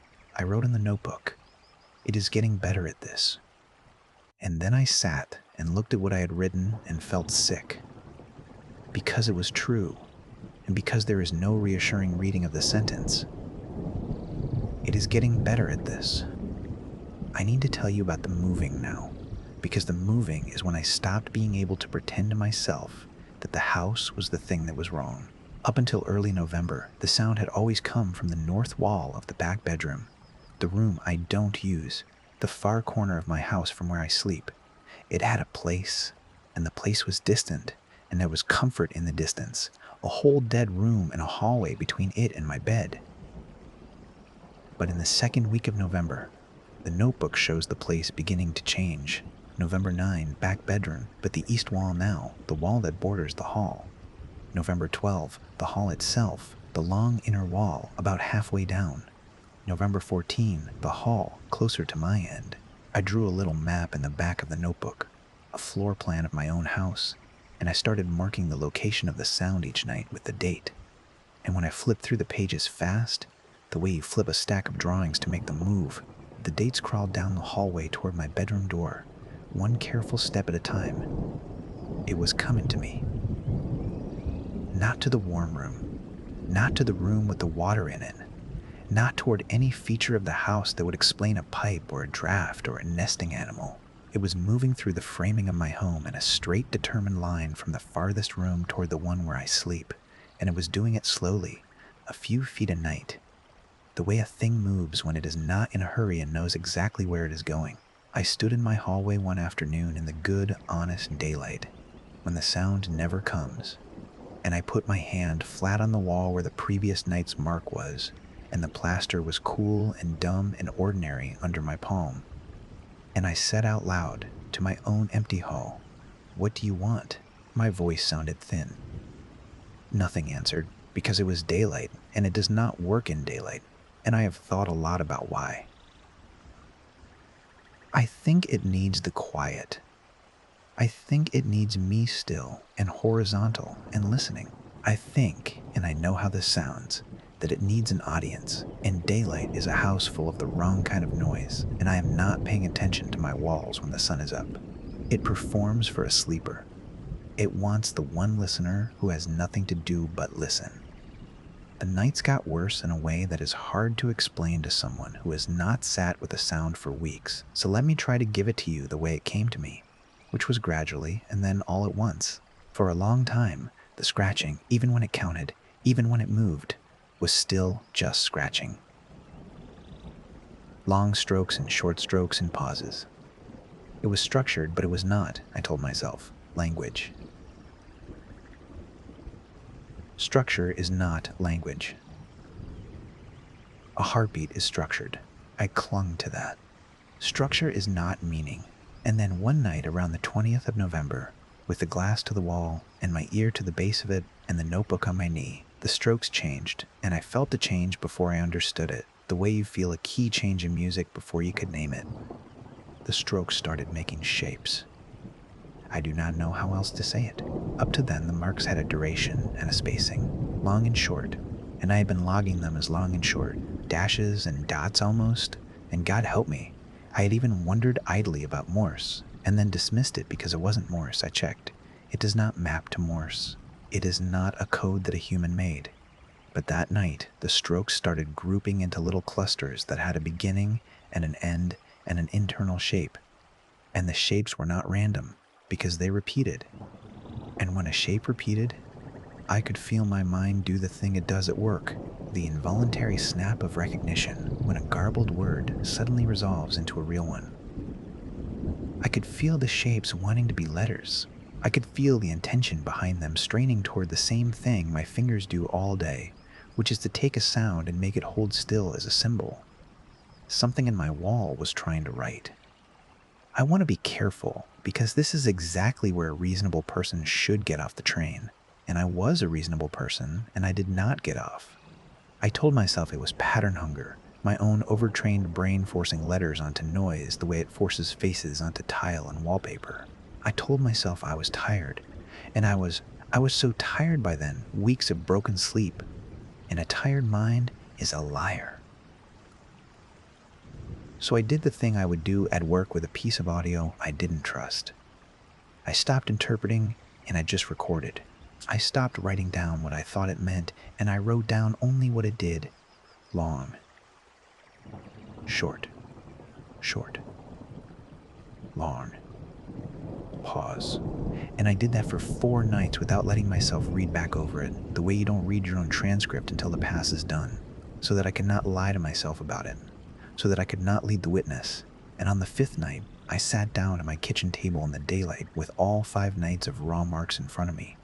and I read them the way I would read any transcript. Cold for the first time, and I found my name. It is not a common name. I will not give it to you whole, because it is the last thing I have that is only mine, and I have a feeling about names now that I did not have before, a feeling that saying a thing calls it. But it starts with an M, and it is 6 letters, and it has a shape when you write it that I have written 100,000 times in the corner of forms and the tops of documents, and there it was in my own notebook, spelled out in the long and short strokes of a thing behind my wall. Not once, but 3 times over the 5 nights, each time a little cleaner than the last, the letters better formed, the spacing more sure. The first time it was clumsy, the way a child writes its name, the letters crowding and overlapping. By the 3rd time, it was almost graceful. It had learned to write my name by practicing on the inside of my house, and it had gotten good at it, and it had wanted me to be able to read it, because why else improve? Why else repeat?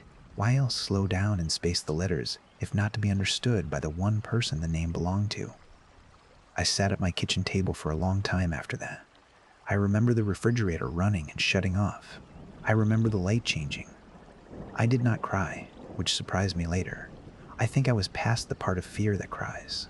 I think I had crossed into the flat, cold country on the other side of that, where you simply are afraid all the time, at a low, constant hum, and it becomes the weather you live in, because there is no reasonable reading of a thing learning to spell your name from inside your wall.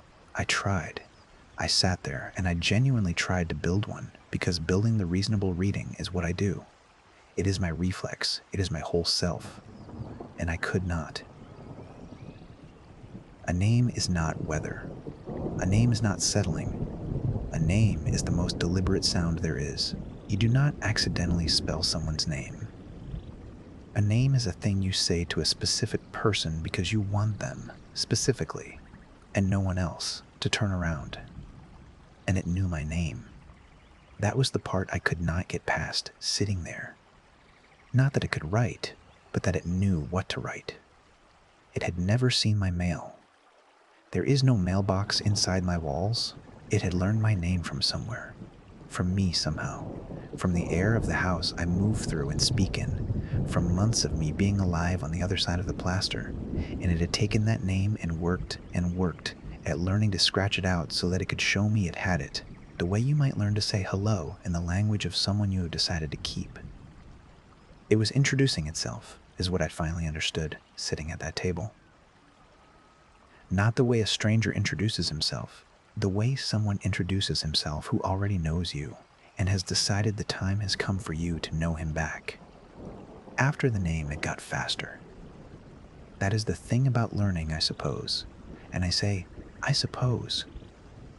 But I know, because I watched it happen in my own notebook. The hardest part of learning anything is the first word. Once it had my name, once it had the shapes of those 6 letters, it had the alphabet those letters are made of. And it started making other words, and it made them faster than it had made the first one, the way a reader who sounds out the first hard word reads the second one whole. The words were short. It kept to short words. I have wondered whether that is because short words are all it needs, or because short words are all it can manage yet. And I do not like either answer, because the first means it is precise, and the second means it is still improving. The first word after my name was here. I logged it 3 nights running, in the hall wall now, close to my door, H and E and R and E, and I sat with it and turned it over. Here. Not a threat exactly. A location. A statement of location. I am here, as if I did not know, as if the whole point of the last 2 months had not been the slow, terrible narrowing of exactly where here was. But there is a reading of here that is worse than a threat, and it came to me at maybe 4 in the morning with the glass cold against my palm, which is that here was not information for me. It was pride. It had gotten somewhere. It had come a long way, all the way down the hall from the dead back room, and it wanted to mark the arrival, the way a climber wants to say the name of the summit. Here. I made it. The second word was cold, and that one I felt in my body before I read it, because my house had in fact been cold. I had been fighting the furnace for weeks, calling it drafty, calling it the old windows, and the word in the wall reorganized all of that into something I did not want. The third word, I will not tell you in order, because the order started to matter, and the order is the part that undid me. But I will tell you that around the first week of December, the word stopped being about the house and started being about me. It had described its own arrival. It had described the temperature. And then, the way a person who has been talking about the weather finally gets to the thing they came to say, it turned, and it addressed me. Stay. Over the course of about 7 weeks, it had traveled the entire inner length of my house, wall by wall, room by room, closing the distance the way a tide closes a beach, and it had arrived, finally, in the one wall I could not get away from, the wall my bed is pushed against, the wall behind the headboard, 8 inches from where I lay my head down every night of my life. It was in the wall I sleep against. And the first thing it said to me from there was stay. I did not stay. I want that on the record. The first night I read stay out of the marks, I got up and I drove to my sister's house in Zanesville at 4 in the morning in my coat over my nightgown, and I slept on her couch, and it was the best sleep I had had in 2 months, dreamless and deep. And in the morning, I told her a version of it that I had sanded down to be believable. Mice and old pipes and me being run down and spooked, and she made me eggs and told me I worked too hard and needed a vacation. And she was so kind, and she was so completely wrong, and I loved her for it. And I could not tell her the real thing, because the real thing has no place to live in a normal kitchen with eggs and coffee and a dog asleep on the linoleum. The real thing only exists at night, against a wall, through a glass. In the daylight, it evaporates, and you sound insane. That is part of how it works. It only ever tells the truth to one person, in the dark, and it makes sure that person can never carry the truth back out into the light in any shape that another person will believe. I went home the next day. Of course I went home. It was my house. I had bought it myself, and I had begun to understand, though I fought the understanding, that leaving might not be the exit I wanted it to be, because the sound had come to me, not to the house. It had learned my name, not the address. When I stood in my sister's spare room, I had listened hard, out of a horror I could not help, and I had heard nothing, and I had wanted so badly for that nothing to mean I was free of it. But I did not trust the nothing. It had taken nights off before. It had come back rested. Absence is not the same as ending. I have learned that, if I have learned anything. The quiet is not proof. The thing is gone. The quiet is where it waits. So I went home and I made a kind of peace that was not peace, a routine. The way you build a routine around any chronic thing you cannot cure. I moved my bed. That was the first thing, the obvious thing. I dragged the frame away from the headboard wall and into the middle of the room, and I felt clever for about one night. And then the sound simply moved with me. Not around to the new wall. Under me, it went down into the floor, into the joists beneath the boards beneath my bed, and it scratched up at me from below. And the message that night, read out of the marks in the morning, was a single short word. And the word was why. Why? As if it were hurt. As if I had done something small and cruel and inexplicable by moving my own bed in my own house away from the thing that wanted to be near my head. I have never in my life felt so seen and so wrong at the same time as I did reading that. WHY in my notebook, because for one sick, swinging moment, I felt guilty. I felt like I had been unkind, and then I understood that the guilt was the point. The guilt was another thing it had learned to make, and I put the bed back against the wall. And I am not proud of that, but I put it back. Because when the bed was in the middle of the room, the sound was under me, and I could not bear the thought of it beneath my body in the dark, whereas against the wall, at least it was beside me. At least it was in a place. At least it had a face I could turn away from. I stopped using the glass for a while, in December. I thought that if I stopped listening so closely, if I refused it the clean channel, it might lose interest, the way a thing that performs will stop if the audience leaves. That was wishful, and I knew it was wishful even as I did it. But I did it, and it did not stop. It got louder. It did not need the glass anymore. It had spent all those weeks getting better at this, and it had gotten better past the point where the glass was necessary, and now it could reach me through the bare wall, through the air of the room, a dry, deliberate scratching that I could hear from across the room with my hand over my ears, so that the glass had never been the thing letting it in. The glass had only ever been the thing letting me measure how close it already was. I threw the glass away. It didn't matter. Nothing I did or didn't do changed the one fact that governed everything, which was that it was coming, that it had been coming from the very first night, that the whole long, careful sequence, the settling, the counting, the letters, the name, the words, was one single sentence being spoken very slowly across a season, and I was only ever going to get to hear the end of it. I thought a lot in those weeks about what it was, and I have no answer, and I distrust anyone who would give me one. I do not think it is a ghost, because a ghost is a person who was, and this has never felt like a person who was. It has felt like a thing that is learning to be a person, learning it from me, the way it learned my name from me, assembling itself out of the only human it has access to, which is the woman on the other side of the plaster who spends her whole day turning sound into words, and so has taught it, without meaning to, that sound can be made into words, that scratching can be made to mean. I taught it is a thought I cannot get out of my head. I did not mean to, but I am a listener, and I answered it night after night. I gave it my attention, and attention is a kind of food, and it grew on it. The pest man was right that there was nothing in my walls. There is nothing in my walls.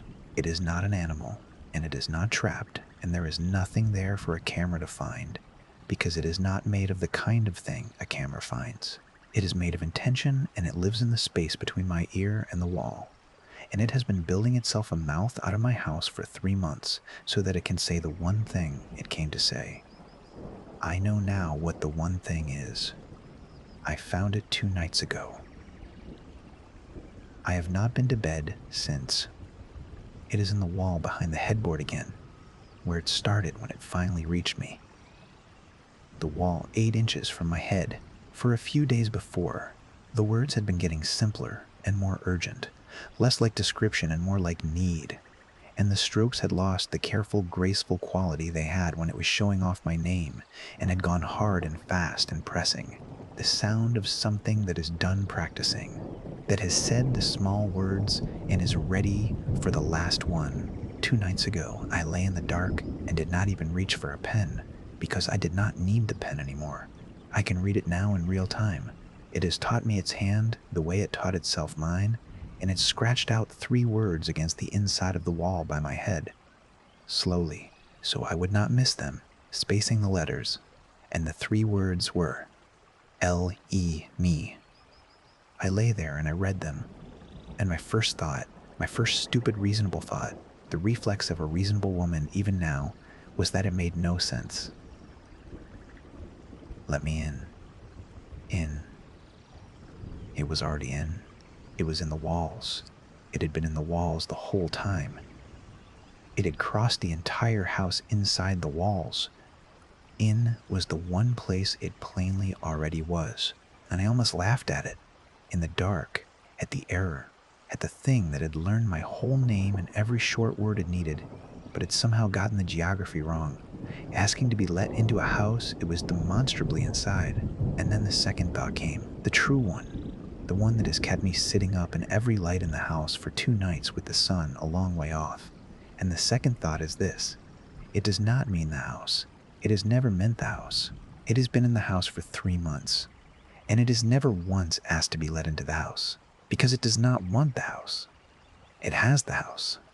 The house is nothing to it.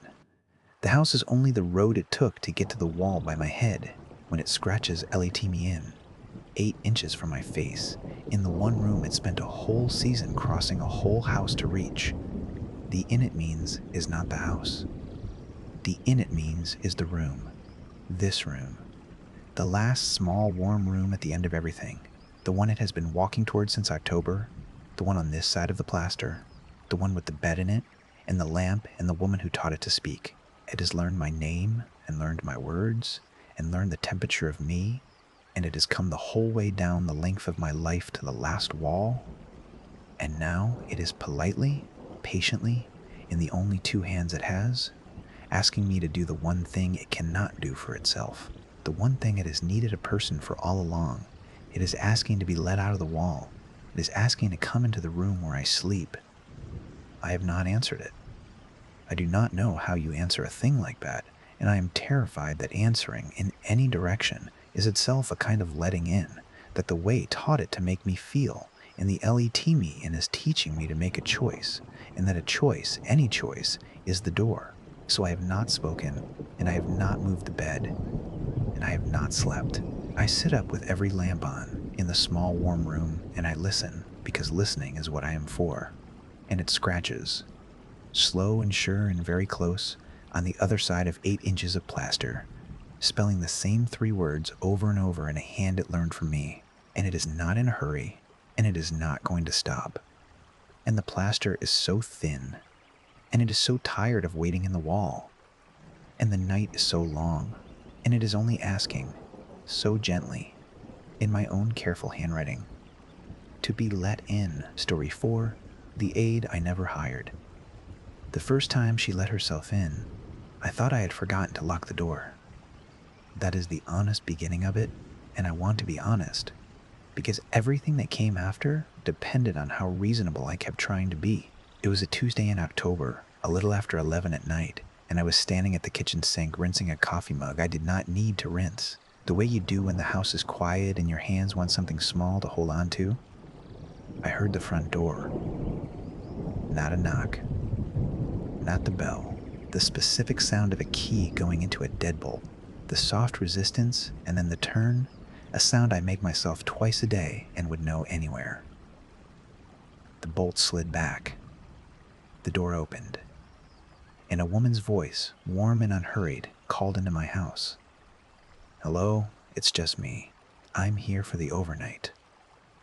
I stood at the sink with the water running over my fingers, and I did not move, because my brain was busy doing the thing brains do when reality hands them, something that does not fit. It was sorting through explanations. A neighbor. A wrong house. A dream even, except the water was cold and real against my knuckles. I turned off the tap. I walked out of the kitchen into the front hall, and there she was, closing my door behind her with the gentle care of someone who has closed a lot of doors softly, so as not to wake a sleeping person. She was maybe 50, sturdy, comfortable in her body, in navy scrubs and white sneakers, a canvas tote over one shoulder, and a clipboard held against her chest. The way you hold a clipboard when it is the most ordinary object in the world. Reading glasses pushed up into short gray hair, a lanyard around her neck with a laminated badge. She looked, more than anything, tired in the specific way of people who work nights, and kind in the way of people who are good at a hard job. She smiled at me. It was a real smile. That is the part I keep coming back to. "Oh," she said, "you must be the daughter. I'm Denise. I'm with Prairie Home Care. I've got Eleanor tonight." I said, "I'm sorry, who?" "Eleanor," she said, and she said it the way you say a name you have said many times, softly, with affection worn into it. "I know. It's late. I'm sorry to come in like this. They moved my start time and nobody called you, did they? They never call the family. Is she in the back bedroom, or did you get her set up downstairs?" I want to explain what it is like to be spoken to that way. She was not threatening. She was not strange. Every word she said was said in the register of a decent, competent professional who has walked into the wrong end of a scheduling mistake and is being patient about it. And the effect of that on me was that I felt, absurdly, that I was the one being difficult. I stood in my own front hall in my own socks, and I felt like I owed her an apology. "There's no Eleanor here," I said. "This is my house. I live here. There's nobody else here. I don't know who gave you a key." Denise's smile did not drop. It softened, if anything, into something patient and a little sad, the look of a woman who has had this exact conversation with confused family members before.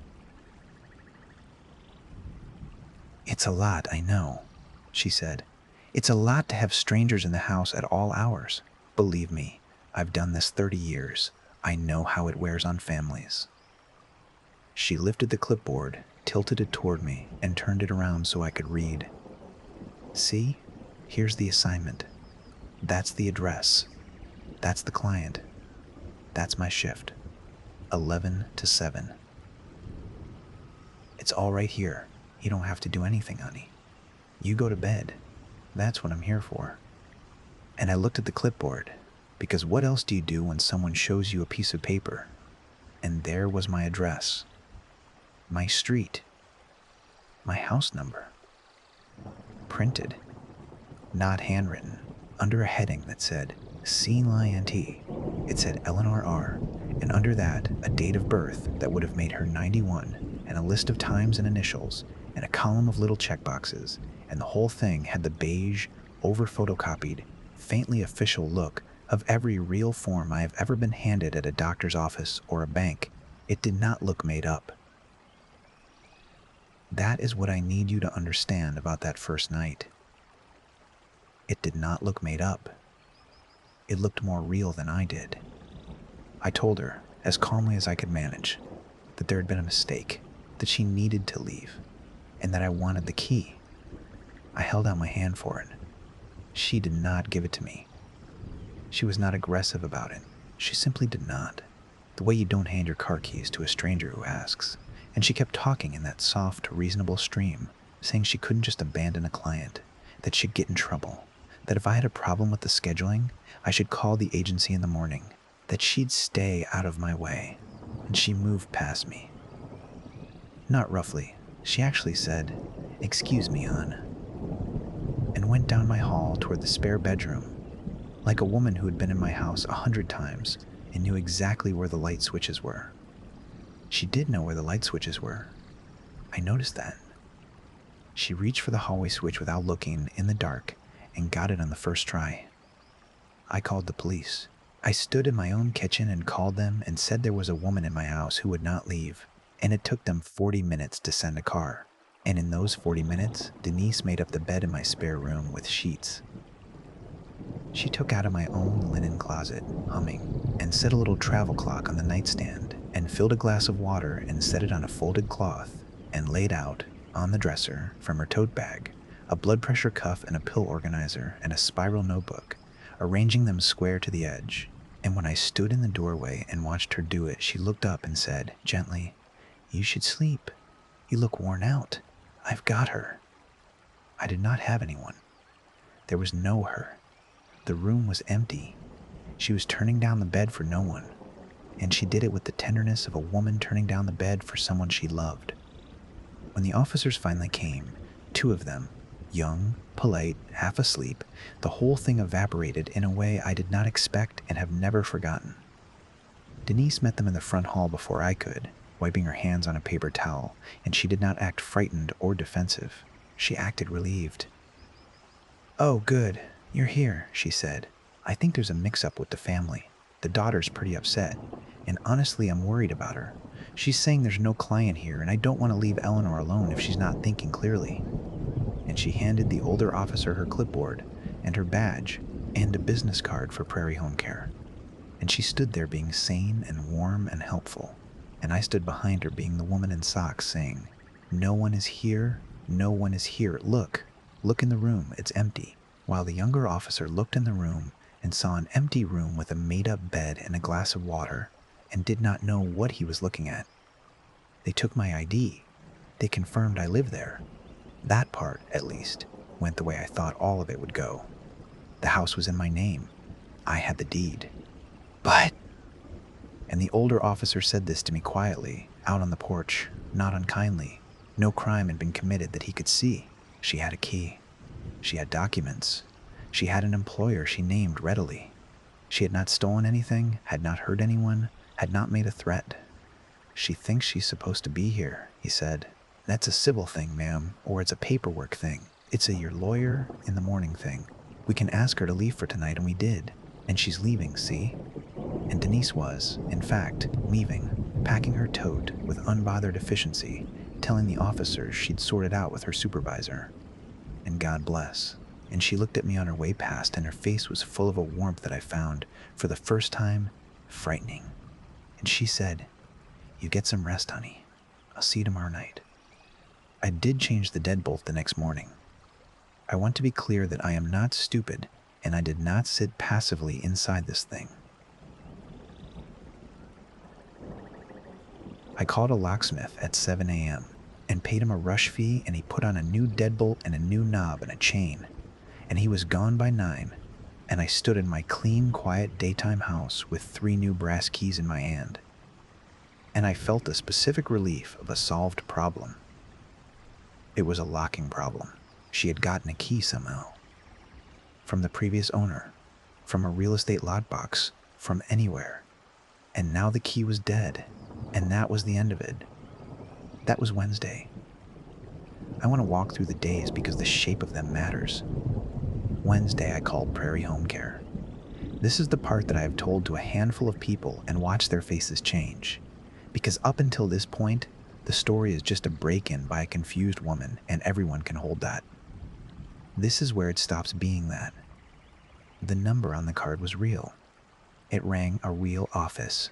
A real receptionist answered. "Prairie Home Care, this is Amber. How can I help you?" I explained, as flatly and clearly as I could, that one of their aides had entered my home the night before, claiming a client lived there who did not exist, and that I needed them to correct their records and make sure it never happened again. Amber was pleasant. She put me on a brief hold with real hold music. She came back and asked for my address to look up the account, and I gave it. Bracing for her to say there was no such account, that would have been fine. I wanted her to say that. She said, "Okay, yes, I've got the household right here." "And you're calling about the overnight care for Eleanor?" I said no. I said there is no Eleanor. I said I am the homeowner, and I live alone, and there is no client at this address, and there never has been. And Amber, still pleasant, a little confused now but not alarmed, said, "I do show an active overnight assignment at that address, ma'am." Eleanor R. started. "Let's see. The intake was back in, That's an old start date. And the responsible party on file is..." And she read a name. It was not my name. It was a name I did not recognize, a woman's name with a phone number I did not recognize. "Are you not the responsible party? Are you the new caregiver? Or..." I asked who had set up the account. She could not tell me, or would not. It was before her time, she said. The intake was old. It had just always been there, on the recurring schedule, and Denise had been the assigned aide for. She paused. A long time, it looked like. Years. She said years the way you'd say it about anything on a spreadsheet, without weight. She offered to have a supervisor call me. She offered to note my concern on the account. She used the word concern the way call centers use it, a soft, padded word for the thing that is happening to you. She did not offer to close the account, and when I asked her to, directly, she said she wasn't able to close an active client without going through the responsible party, and the responsible party was not me. I could not close an account for care of a person who did not exist in my own house because I was not authorized. I want to describe the feeling because it is the actual monster of the story, more than Denise ever was. It is the feeling of pushing against something soft that does not push back and does not give. There was nothing to fight. No one was angry at me. No one was lying to me. Exactly. Amber believed her screen. Denise believed her clipboard. The officers believed the paperwork.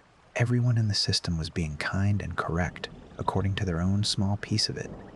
And the sum of all that kindness and correctness was a wall I could not get through. A certainty about my own house that was more organized and more documented and more patient than my panic. I had a deed. They had a schedule. And the schedule did not care about the deed because the schedule was not arguing with me. It was just true, over there, in a computer in a way I could not reach. Thursday, she came back. New lock, chain on, and a little after 11 I heard the key in the deadbolt. The soft resistance, the turn, and then the resistance again because the new lock did not turn, and I stood in the dark of my own living room with my heart going, and I listened to her try the key a second time, patiently, and a third, and then, this is the part. I heard her not curse, not rattle the knob, not get frustrated. I heard her knock. 3 soft knocks, and her voice through the door, warm as ever, a little puzzled. "Hi, hon, it's Denise, from the agency.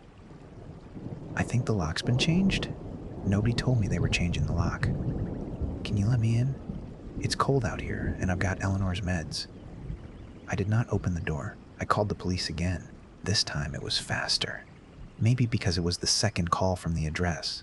And this time she was on my porch when they arrived, sitting on the top step with her tote in her lap. And she stood up when the car pulled in.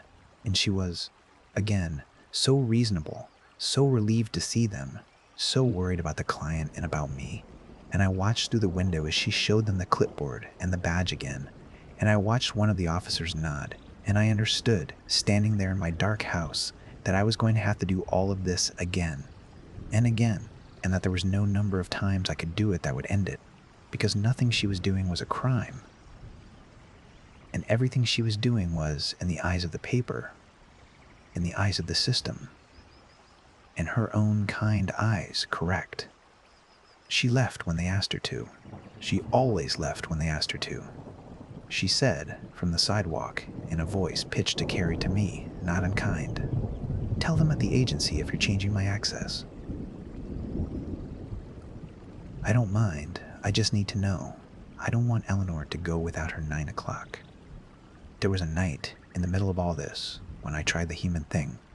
I want to put it here because I think people imagine that I never simply talked to her, woman to woman. And I did. It was a Saturday. She had knocked, and I had not called anyone, because I was so tired of the officers and the 40 minutes and the way it changed, nothing. And instead, I opened the door with the chain on and I said, through the 4-inch gap, "Denise, can we just talk? Can I ask you some things?" And she said, "Of course, honey. She'd love to." And she sat down on the top step of my porch. And I sat down on the inside of my own doorway with the chain between us like a confessional screen, and we talked for almost an hour in the cold. I asked her about Eleanor. I made myself say the name gently, the way she said it, so she would keep talking, and she did. She told me Eleanor liked the small lamp left on in the hall, not the overhead. The overhead was too much for her eyes. She told me Eleanor got cold in the left hip and liked a second blanket folded at the foot of the bed, not over her, just there so she knew it was there. She told me Eleanor woke around 4 most nights and wanted to be talked to, not fussed over, just talked to, until she went back down. She told me Eleanor kept a chipped blue bowl on the kitchen windowsill and did not like it moved. And I sat there on the floor of my own hallway with the cold coming under the door, and I did not say anything, because every single one of those things was true. The overhead light in that hall is too much. I use the small lamp. I get cold in the left hip, and I keep a folded blanket at the foot of the bed. I wake around 4, and there is a chipped blue bowl on the kitchen windowsill that came with the house, that I never moved, because it looked like it belonged there. She was not describing a dead woman. She was describing me, and she did not know she was doing it. And I could not tell whether that was the most frightening thing I had ever heard, or just the ordinary overlap of 2 women who get cold in the same house at the same hour of the night. And I still cannot tell. And that not being able to tell is the whole thing. It is the exact place where I live now. The notebook made it worse. The spiral notebook she left out the first night. The one she squared to the edge of the dresser. I read it. Of course I read it. I sat on the empty made-up bed at 3 in the morning and I read every page. It was a care log. Real ones look exactly like it. I have since seen real ones. Date, time, a line or two in a round patient hand. Client resting comfortably. Client up at 4001 time, talked until 4040, back to sleep. Client did not want the second pill, did not push.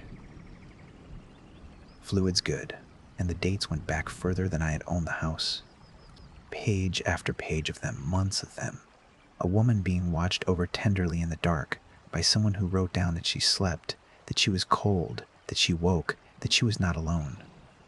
And the more recent pages, the last few, had a different quality, harder to describe. Client agitated about the household. Family upset, not oriented to the situation. Reassured client she is safe and cared for. Will continue as scheduled. I read those and I understood that in the notebook I was not Eleanor. In the notebook, I was the family. I was the upset one. The one not oriented to the situation. The one being gently reassured and worked around. There were two of us in that house as far as the paper was concerned. The client, who was cared for, and the family, who was confused. And both of them were me. Over the next 2 weeks, I did everything a reasonable person does. I want to list it because I did it, all of it. And I want you to know that doing it does not help. I called Prairie Home Care 4 more times and reached 3 different people, and each of them saw the same account, and none of them could close it. And 2 of them offered to have a supervisor call, and the supervisor did call. Once, a soft-voiced man named Gerald, who listened to my whole story with what sounded like real sympathy, and then said the sentence that I now hear in my sleep. I understand your frustration, and I want to help you, but I'm not seeing anything in the system that lets me remove a client that's set up correctly. Everything here is set up correctly. Everything here is set up correctly. I asked him to explain how it can be set up correctly if the client did not exist, and I was the owner of the house, and I was telling him she did not exist, and he said, gently, that he wasn't in a position to make a determination about who lived at an address. That wasn't what the agency did. They provided the care that was scheduled, and if there was a dispute about the household, it would need to be resolved by the responsible party, and around we went, kind and soft and immovable, until I was crying and he was still being sympathetic and nothing had changed at all. I called the police non-emergency line and asked plainly what I could do to make it stop, and a patient woman explained the difference between a criminal matter and a civil matter to me, and told me that I might look into a trespass notice, a formal one, served properly, which would at least give the officers something to enforce. So I did that. I paid a process server. It cost more than I expected, and took 11 days to arrange because we did not have an address for Denise, only for the agency. And you cannot serve a person a no trespass notice at their employer's front desk. Or rather, you can, and I did, and the agency accepted it, and nothing changed. Because a company accepting a notice about one address and one employee is not the same as that employee understanding that she is no longer welcome in a home she has been told by that same company that she is scheduled to enter.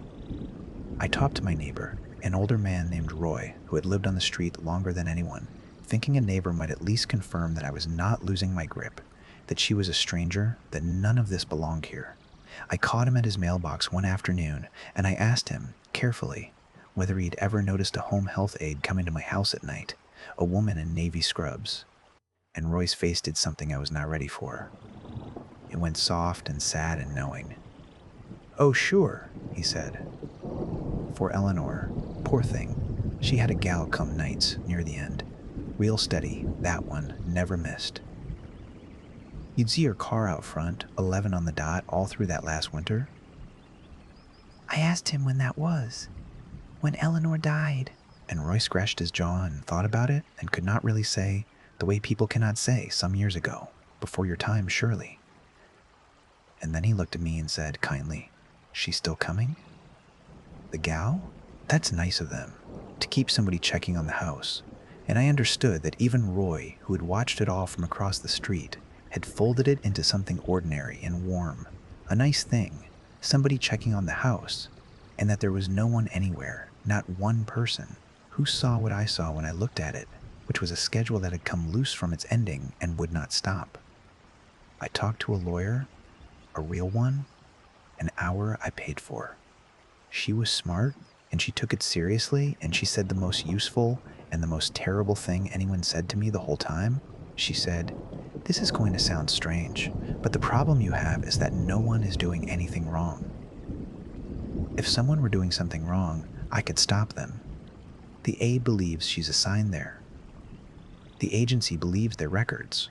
The records came from somewhere, and until we find out where, all you have is your word that the client doesn't exist against the system that has her on paper. Your word is true, but the system doesn't run on true. It runs on records, and someone at some point made a record. Someone at some point made a record. I want to tell you that I found out who. I want to give you that because I know that is the shape of the story you are braced for. The reveal, the explanation, the ex-husband or the previous owner or the confused relative or the identity theft.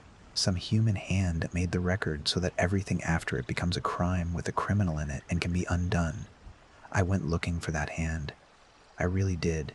I sat at my kitchen table with the deed and the closing documents, and I called the title company, and I called the previous owner's realtor, and I tried to find out who had lived in my house before me, and whether there had ever been an Eleanor. There had been an Eleanor. This is the closest I came to an answer, and it is not an answer. It only made the soft wall softer and higher. The house had been sold to me by an estate. The previous owner had died. Before her? The realtor was vague. The title company was slow. There had been a long-time owner, an old woman who had lived alone for many years and died at home, and whose name, according to one document that I have read so many times, the fold is going white, was Eleanor. Eleanor R. She had died in the house. Not violently, not with any story to it.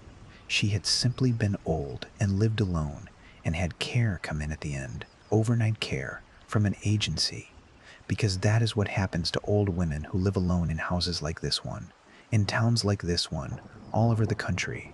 Every night, a stranger comes in the dark with a key and a clipboard and sits with them so that they are not alone when it is worst, and does it kindly, and goes home at 7 in the morning and comes back at 11 at night for as long as it takes until one morning there is no one to come back for.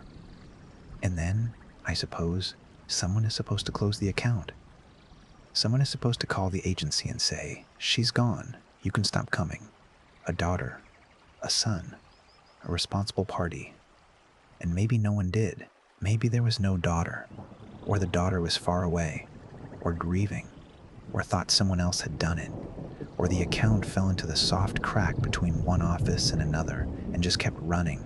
A scheduled recurring overnight shift with no end date, humming along in a computer, sending Denise out into the dark night after night to a house where the client had been gone for.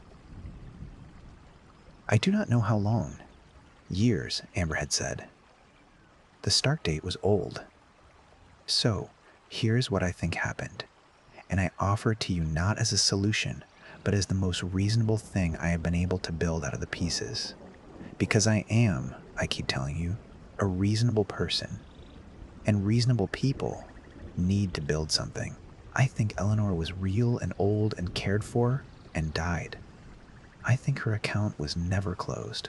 I think Denise, who was also real and kind, and 30 years into a hard job, kept getting sent and kept coming and kept letting herself in with a key that used to fit, to sit with a client who used to be there, and that somewhere in all those years the coming itself became the thing.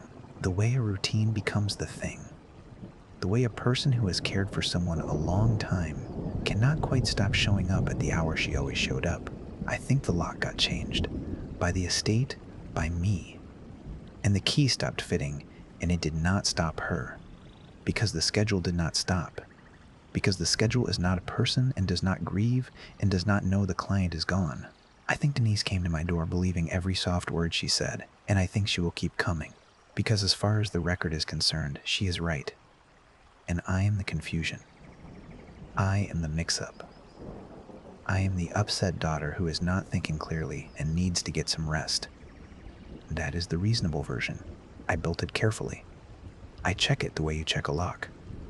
But there is a thing I have not told you that does not fit the reasonable version, and I have saved it for the end because I do not know what to do with it, and I am hoping that saying it out loud to you, in the dark, will make it smaller. The travel clock. The first night, Denise took a little travel clock out of her tote and set it on the nightstand in my spare room. And when I finally went in there after everyone had gone at 3 in the morning and stood over the empty made-up bed and the untouched glass of water, I picked up the clock to move it, to throw it away, to hold something of hers in my hand and prove it was just a cheap plastic clock. And it was. It was just a cheap plastic clock. But the time on it was wrong. It was set 11 minutes fast, and I remember thinking, in that dead, exhausted middle of the night, that 11 was a strange number to be off by. And then I put it down and forgot about it, the way you forget things at 3 in the morning. I remembered it 3 weeks later, when I finally gave up. Because I did give up. I want to be honest about that too. I did not beat this. There is no version of this where I stood in my hallway and said the right words, and the woman put down her clipboard, and the account closed, and the system said, "You're right. I'm sorry. This is your house." That does not happen.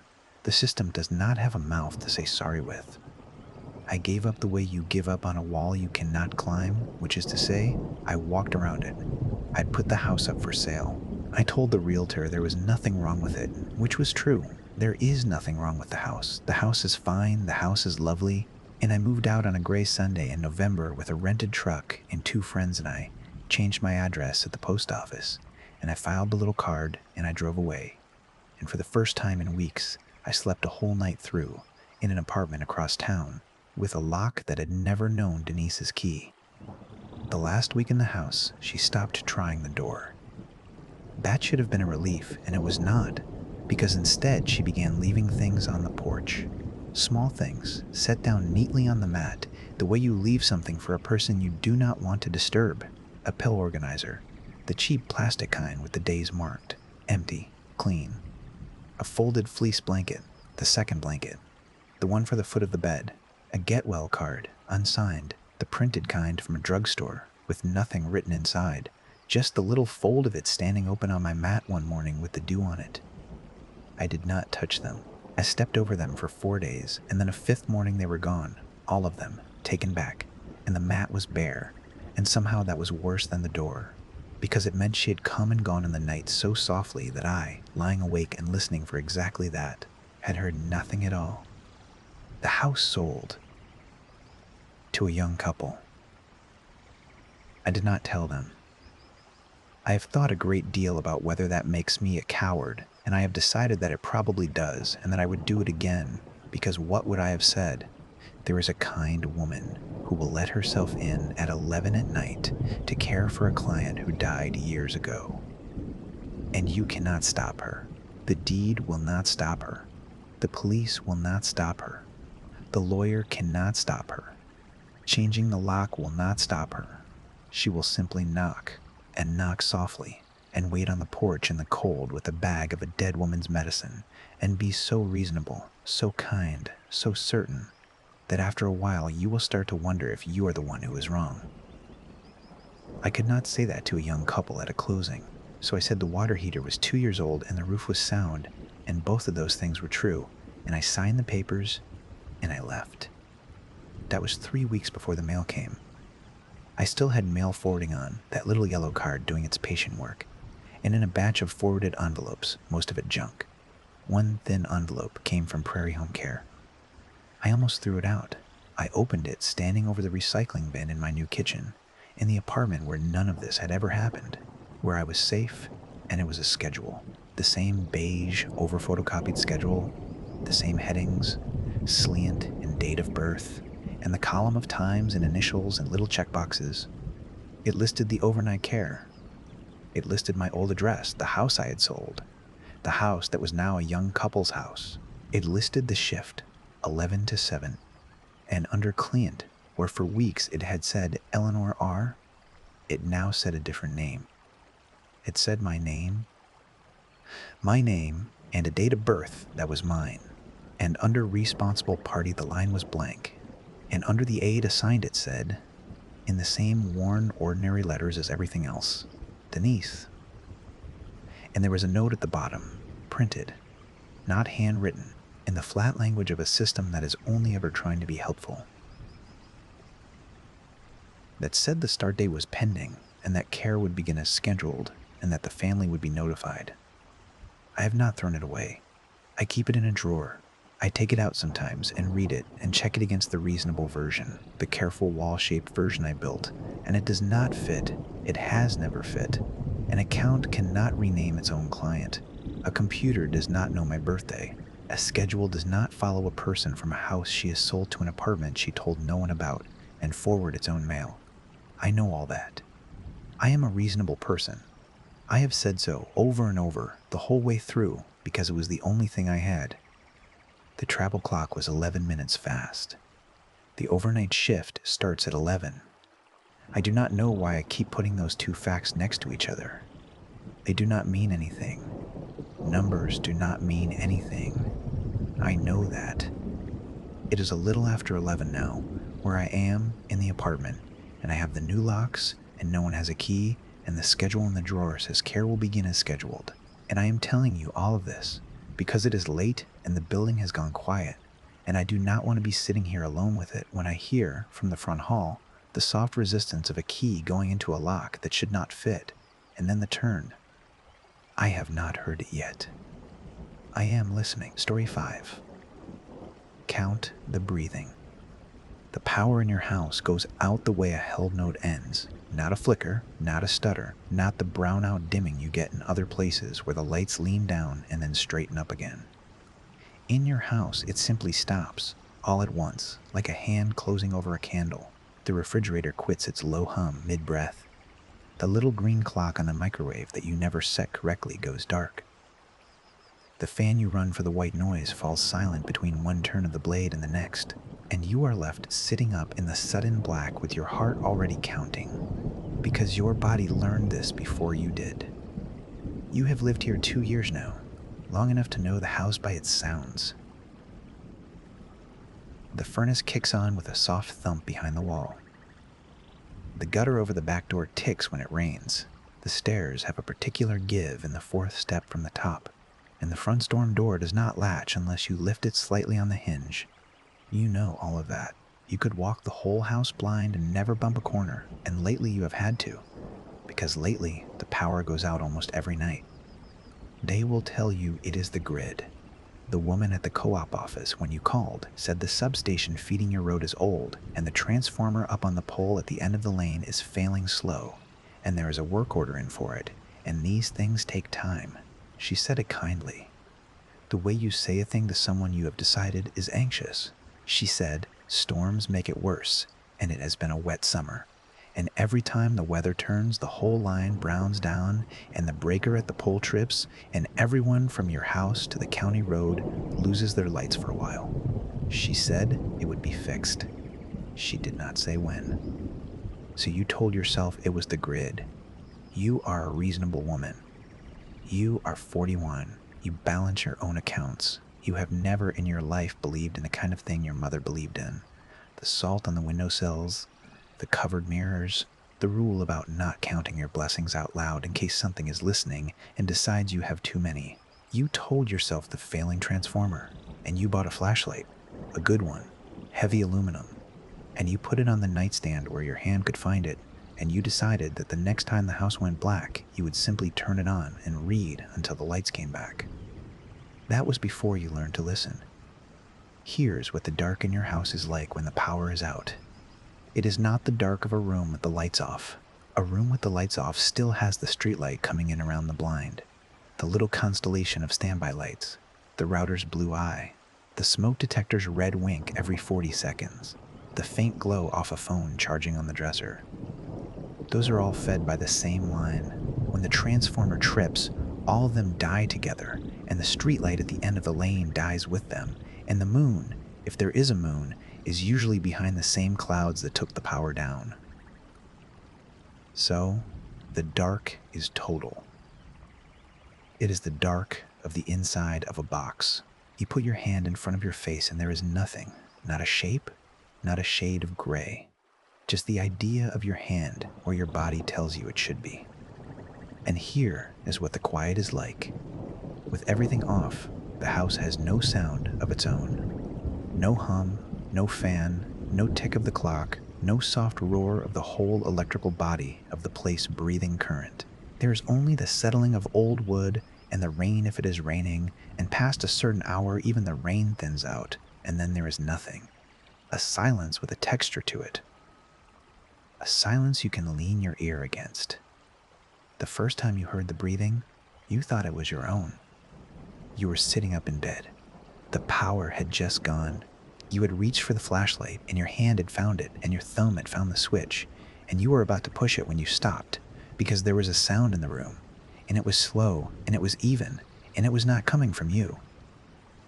In, long and unhurried and thick, the way a person breathes when they are very deeply asleep, or when they are being very careful, and you sat there with your thumb on the switch, and you did not push it, because some animal part of you, older than the part that balances the accounts, told you that the light would be a door, and that whatever the breathing was, you did not want to open a door onto it. So you did the thing you would do 100 more times. You held still. You held your own breath so that the only breathing in the room would be the breathing that was not yours, and you listened to find out where it was. It was by the closet. Across the room from the bed, past the foot, over by the closet door that you never quite close, slow, even, patient in the way that a large sleeping thing is patient, and you listened to it for what felt like an hour and was probably 4 minutes, and then the refrigerator came back on with its low hum, and the fan lurched back into its turn, and the microwave began to blink its unset time, and the breathing stopped. Not faded. Stopped the instant the power came back, the way a held note ends. You told yourself it was the wind and Eve. You told yourself it was the house settling, the pipes cooling, your own pulse in your own ears amplified by the silence. You told yourself all of the reasonable things, and you got up in the return light, and you opened the closet, and there was nothing in it but your coats, and the vacuum, and the boxes you have not unpacked. And you went back to bed, and you did not sleep, and in the morning it was easy to be sure it had been nothing. But it was not nothing, because it happened again the next night and the night after, and by the end of the first week you had stopped telling yourself it was the wind. You learned the shape of it fast, the way you learn anything you are afraid of. When the power goes, do not turn on the light. Do not move. Do not make a sound. Hold still and hold your breath and listen and count. A number is a fact, and a fact is a handhold, and in the total dark with your heart going, you want something to hold. So you count. The first weeks it was easy. There was one set of breathing that was not yours, always somewhere in the room, and you would lie there and find it and place it, by the closet, by the window, by the door to the hall, and you would count it. 1, 1, 1, the whole time the power was out, and when the power came back, the one would stop and you would be alone again. And you began, God help you, to be almost calm about it. Because a thing you can count is a thing you can keep track of. And a thing you can keep track of has not yet done anything to you but breathe. You did the reasonable things too. You are still a reasonable woman, even now, even after. You bought a battery lantern, the kind that comes on by itself when the power fails, and you set it on the dresser. And the first night it worked, it flooded the room with a flat white light. The instant the transformer tripped, and you lay there in the light and heard nothing at all. And you thought, there, you see, it was the dark that did it. The dark and a tired mind. But the second night, the lantern did not come on. You checked in the morning and the batteries were dead. Brand new batteries, dead. And you replaced them. And the third night, it did not come on either. And by then you understood that the lantern was not going to be allowed to come on, and you stopped setting it out. The heavy aluminum flashlight on the nightstand is dead too. You keep it there anyway. You keep your hand near it in the dark the way you would keep your hand near a phone you already know has no signal, because the shape of it in your palm is a comfort, and the comfort is a lie, and you take the lie because it is offered. You have pressed that switch in the dark more than once, in the worst of it, when the counting went wrong, and it has never once come on. In the morning, it works fine. You have decided not to test it in the mornings anymore. You do not want to watch it work in the light, and know what it will not do at night. The counting went wrong for the first time on a Tuesday. You remember, it was a Tuesday because you had been at the grocery store that afternoon, and the girl at the register had wished you a good night, and you had thought, absurdly, that you would not have one. The storm came in around 10. You were already in bed. The rain got heavy, and then the power went with its little final click, and you did the thing. You held still and held your breath and listened, and you began to count. And there were 2. You lay very still, and you counted again, because you thought you had made a mistake, because you wanted to have made a mistake. But there were 2. 2 sets of breathing that were not yours, and they were not together. One was by the closet, where the one had always been, and the other was by the window, closer to the bed than the closet. On your side. And they did not breathe in time with each other. That was the thing that stood the hair up on your arms in the dark, that they were not synchronized, that the one by the closet breathed in while the one by the window breathed out, so that the room never had a moment of true silence in it, so that there was always, always breath moving somewhere in the black. You did not sleep that night. When the power came back at some gray hour near dawn, both of them stopped at once, and you lay in the returning hum, and you did the math you did not want to do. One had been one for 3 weeks. Now there were 2, and the new one was closer. You want to know if you thought about leaving. Of course you thought about leaving. You are not a fool, and you are not brave. But leaving is not simple. This is your house, bought with your own money. The first thing that has ever been all the way yours, and you do not have the down payment for another one sitting somewhere waiting, and you cannot explain to anyone, not to the co-op woman, not to your sister, not to a locksmith, that you need to leave, because at night, when the power fails, there is breathing in your bedroom, and there is more of it every week.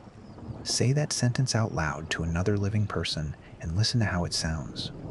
You know how it sounds.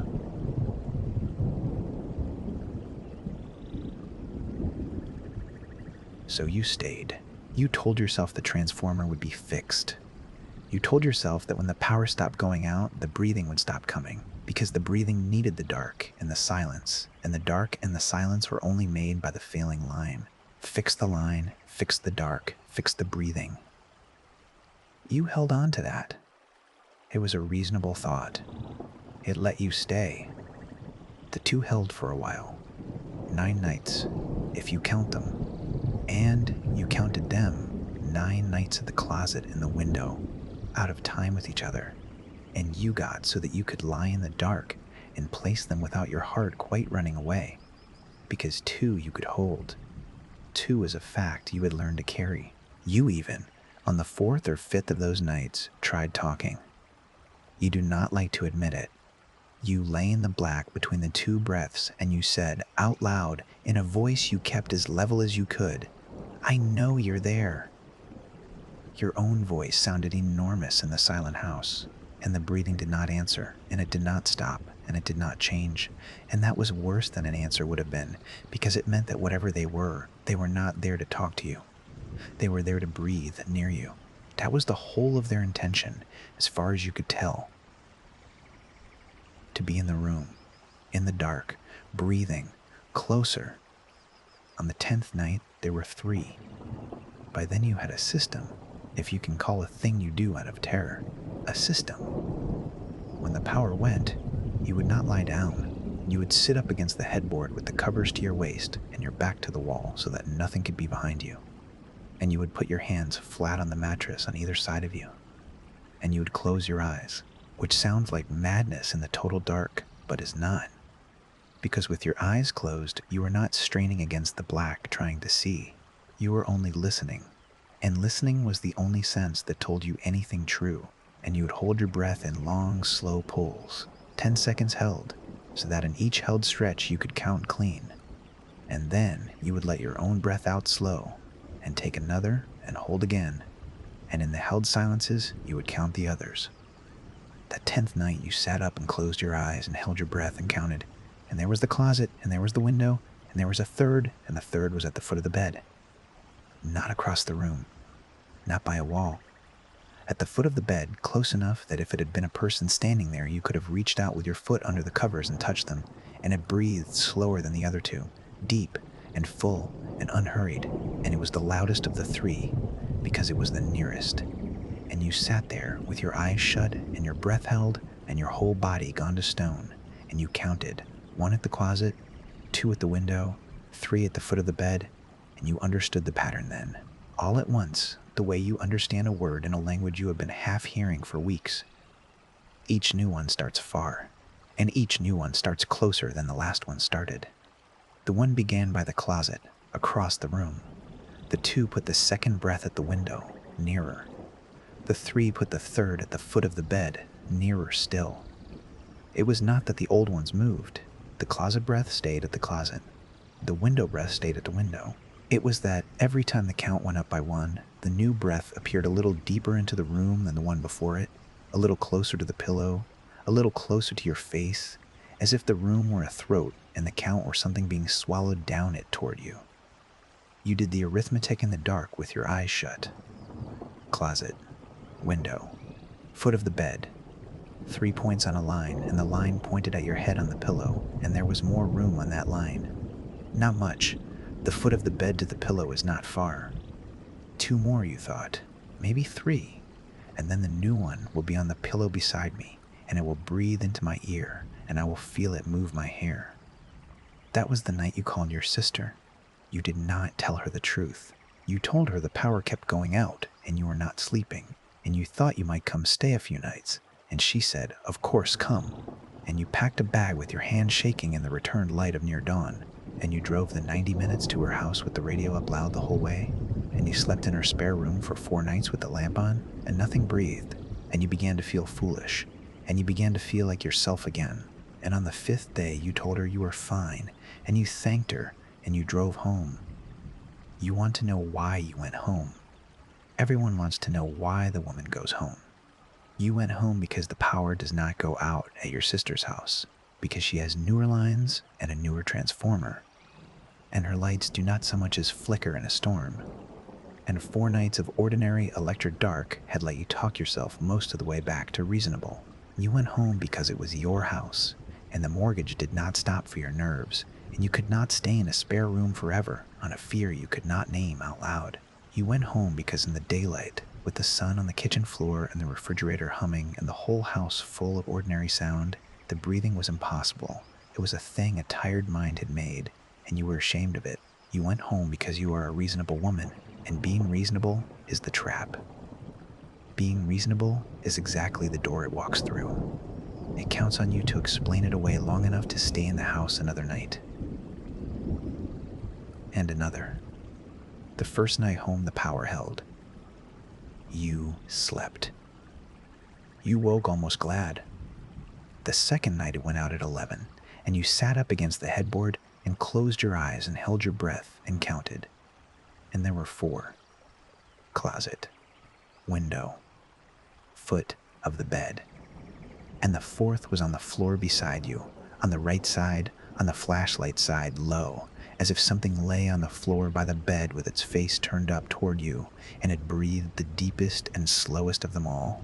And it was so close that in the held silence you could hear the little catch at the top of each breath, the small wet click a throat makes, and you sat there, and you did not turn on the flashlight because the flashlight would not turn on, and you knew it.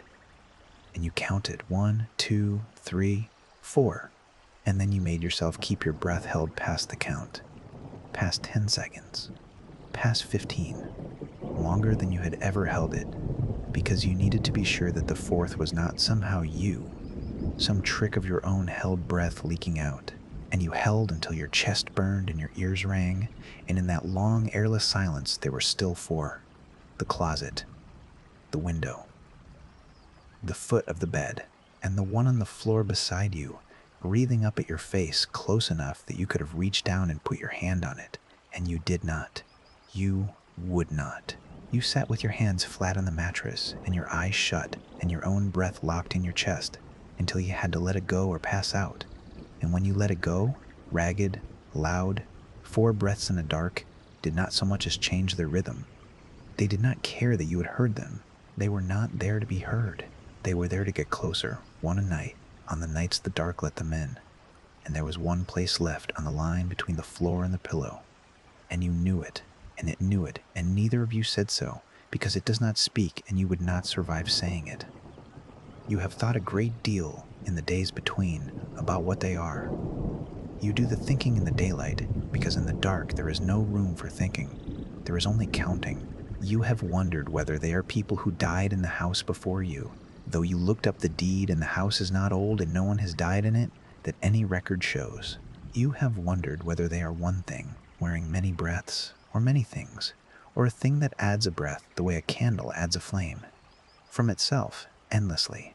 You have wondered whether every house has them, and most people simply have good enough wiring never to sit in a dark quiet enough to hear.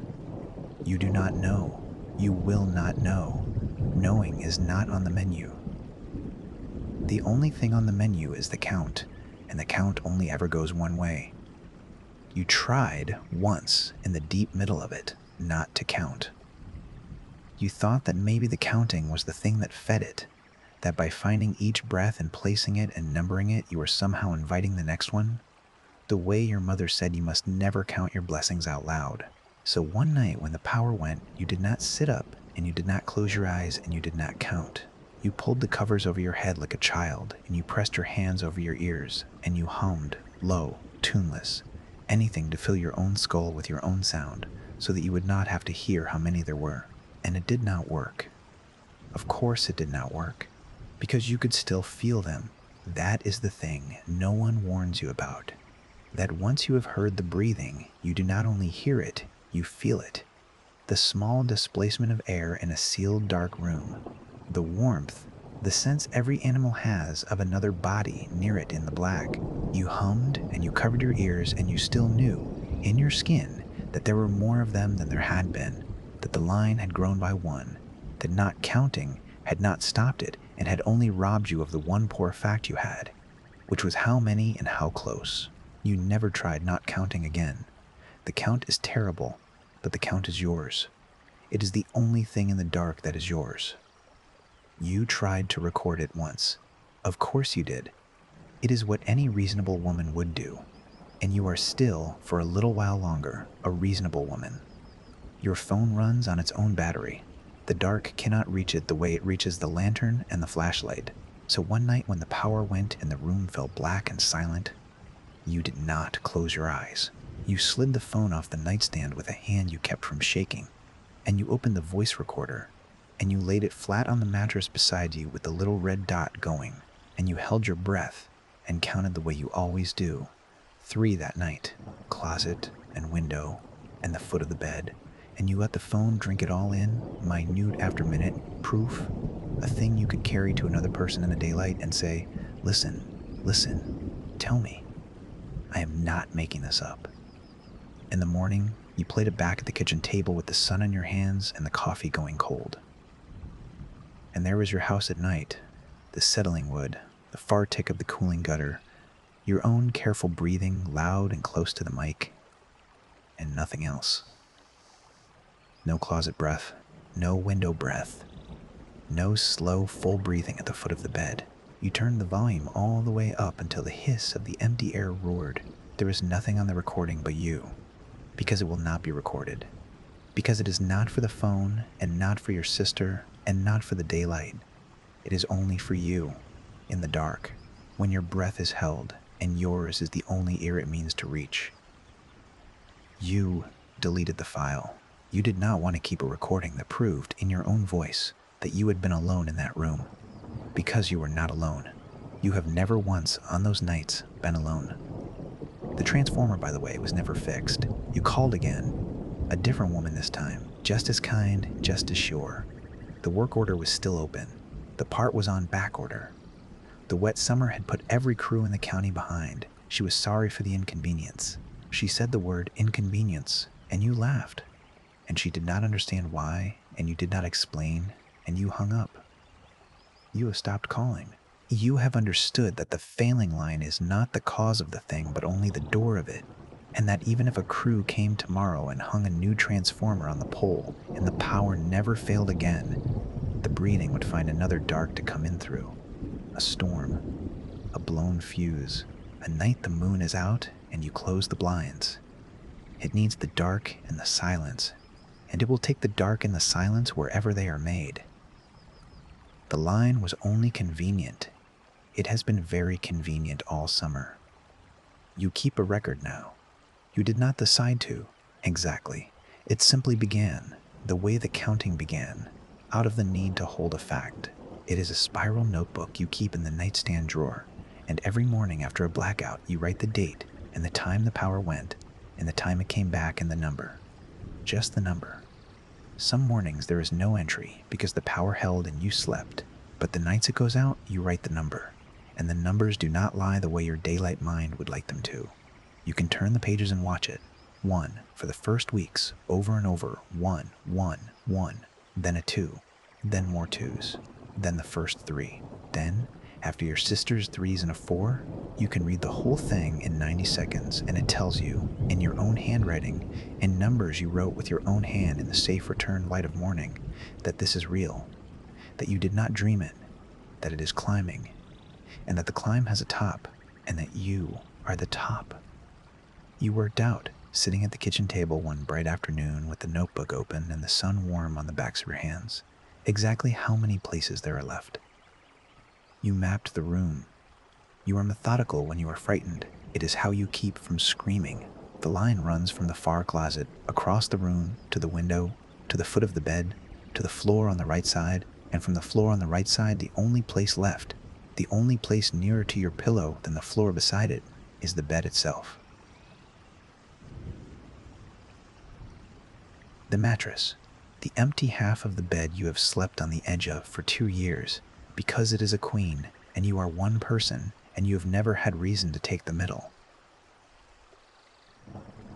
The next one, whenever the next one comes, will be on the bed, and after that, if there is an after that, it will be on the pillow. And you have understood, doing this arithmetic in the sunlight, that you may not get an after that.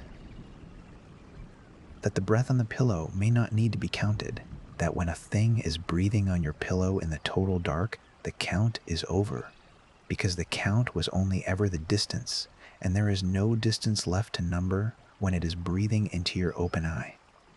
So you have started leaving, not fleeing, not all at once, nothing so decisive. You are not built for the grand gesture. You have started leaving the way you do everything, in careful, reasonable increments. You bought a small tent and a good sleeping bag, camping gear. The girl at the store thought you were going somewhere nice, and on the nights the sky looks like storm. You take the tent out to the middle of the back lawn, well away from the house, and you sleep in it under the open sky where the dark is never total. Because the dark outdoors always has the sky in it, the least gray edge of cloud, the memory of the moon, and where the quiet is never total either. Because outdoors, there is always the wind in the grass and the far dogs and the road. Out there, in the imperfect dark, in the imperfect quiet, nothing breathes but you. You have slept whole nights out there and woken with dew on the tent and been, for a few hours, almost free. But you cannot live in a tent on your own lawn. Winter is coming. The nights are turning. There will be storms you cannot sleep out in, cold you cannot lie down in, and on those nights you will be inside, in the house, in the bed, and the power will go out the way a held note ends, and you will sit up against the headboard and close your eyes and hold your breath and count, because it is the only thing that is yours, and you will find out what the number is. Which brings you to tonight. Tonight there is no storm. That is the first wrong thing, and you noticed it before the power even went, sitting in the lit kitchen with a cup of tea going cold, aware of the wrongness the way you are aware of a smell before you can name it. The sky is clear. There is a moon, a good 3/4 moon, and it is up. And there is no reason on this earth for the transformer to trip on a dry, still night with a moon in the sky. You had almost let yourself believe you would be safe tonight, that the dark would not be allowed to come, that you might sleep in your own bed for once. You had washed your cup and turned off the kitchen light and gone up and gone into bed on your edge of it, and you had lain there listening to the ordinary hum of the ordinary house, and you would let your shoulders come down from your ears for the first time in days. And then the power went out. On a clear night, with the moon up, it went the way it always goes, all at once, the hum gone, the fan stopped, the little lights dead, and you waited for the moonlight to save you, for the window to fill with silver, and it did not, because that is the second wrong thing. The window is black, the moon is up, and the sky is clear, and the window is black as the closet, as black as the inside of a box, as if something has been drawn across the glass from the outside, or as if the dark tonight is not the ordinary dark that the moon can cut, but the other dark, the total dark, the dark that the breathing makes and lives in and brings with it, come tonight without the excuse of a storm, because it does not need the excuse anymore, because you are far enough along the count that it can simply arrive. So you have done the thing. You are doing it now. You are sitting up against the headboard with your back to the wall and your hands flat on the mattress and your eyes closed, and you have taken a long, slow pull of air and held it 10 seconds, 15, clean and silent. And in the held silence, you are counting. And there's the closet. 1. Slow and even, across the room, the oldest of them, the one you almost know by now, if a breath can be known. And there is the window. 2. Out of time with the first, breathing in as the first breathes out so that the black is never for one instant still. And there's the foot of the bed. 3. Deeper, fuller, near enough that you can hear the little wet click at the top of it. And you wait, with your breath held and your eyes shut and your hands flat and your whole body a held note, for the 4th. For the floor beside you. For the low breath turned up toward your face from the flashlight side. You wait for 4, because 4 is where you were, 4 is the last number in the notebook, and 4 is bad, but 4 is known, 4 you can carry to morning. But there is no 4th. You hold your breath longer. You hold it past the burn, past the ring in your ears, past anything you have held before, because you have to be sure. Because the not hearing of the 4th is worse than the hearing of it. And in the long, airless dark you count again, slow and careful, placing each one, refusing to be wrong. The closet. 1. The window. 2. And the 3rd is not at the foot of the bed. The 3rd is beside you, on the mattress. On the empty half of the bed, the middle you have never had reason to take, close along your right side, and it is breathing slow and deep and full, and it has skipped the floor entirely. It has taken 2 places on the line in a single night, or it was never really about the line at all, and you were only ever telling yourself a comforting story about arithmetic. And it is here, on the bed, breathing beside you in the total dark on a clear night, with the moon locked out of the black glass. And there are only 3. You count them again, and there are 3. The closet, the window, the bed beside you. 3 sets of breathing, slow and even and out of time. And yours makes it seem like 4 when you are breathing, but you are not breathing. You have your breath held, and with your breath held, there should be only 2 of them, and you, and there is not. There are 3 of them, or there are 2 of them, and you. And you cannot tell anymore which, because the number will not resolve. The number sits at 3 no matter how you hold yourself. And you understand, sitting in the black with your chest on fire and your hands going numb against the mattress, that there is one way and only one way left to be sure. So you do it. You let the last of your held breath go, slow, silent, all the way out, until your lungs are empty and flat and there is nothing left in you to breathe. And you keep them empty. You do not draw the next breath. You sit dead still in the dark with no air moving in you at all, so that whatever breathing is left in the room is only theirs, only the ones that are not you. And now with your own breath gone and your own body silent, now the count will be true. Now you will know. 1 for the closet, 1 for the window, and if it is only those 2, then you are still yourself, and you will draw a breath, and it will make 3, and you will have your answer, and you will get up in the morning and add the number to the notebook. You empty your lungs, you hold them empty, you listen. The closet, the window, and beside you on the bed, slow and deep and full, close along your right side, near enough to stir the fine hair at your temple. A third breath goes in and out and in. There are still 3. Story 6, the little light that stays. You know the one. Every house you have ever slept in has had a little light somewhere, a small, warm thing you never really looked at, and yet you always knew exactly where it was in the dark. Maybe it was the amber glow of a clock you never set. Maybe it was the strip of gold under the bathroom door, or the streetlight leaning in through the blinds, laying its soft yellow bars across the ceiling. Something always stayed lit. Somewhere in the room, all night long, there was one small thing that refused to go out, and you slept a little easier for it, though you never once thanked it, because it never once asked you to. Tonight, let it be the little light in the corner. You do not have to sit up to see it. You already know where it is. Down low, near the floor, plugged into the outlet by the closet, throwing its small, warm circle up the wall and out across the carpet. It is the color of honey held to a lamp, the color of a candle behind cupped hands, and it is doing what it always does, which is nothing at all except stay. It does not flicker. It does not buzz. It simply burns, quiet and steady and low, and the corner of your room is soft because of it, and the rest of the room is dark, and that is exactly how it should be. Close your eyes if you like. It does not mind. It will keep on glowing whether you watch it or not. That is the whole of its work. That is the only thing it has ever asked to do. You cannot quite remember buying it. That is all right. Most people cannot. You think back, and there is a foggy place where the memory should be. A shelf in some store, a small cardboard box, a receipt you would have thrown away.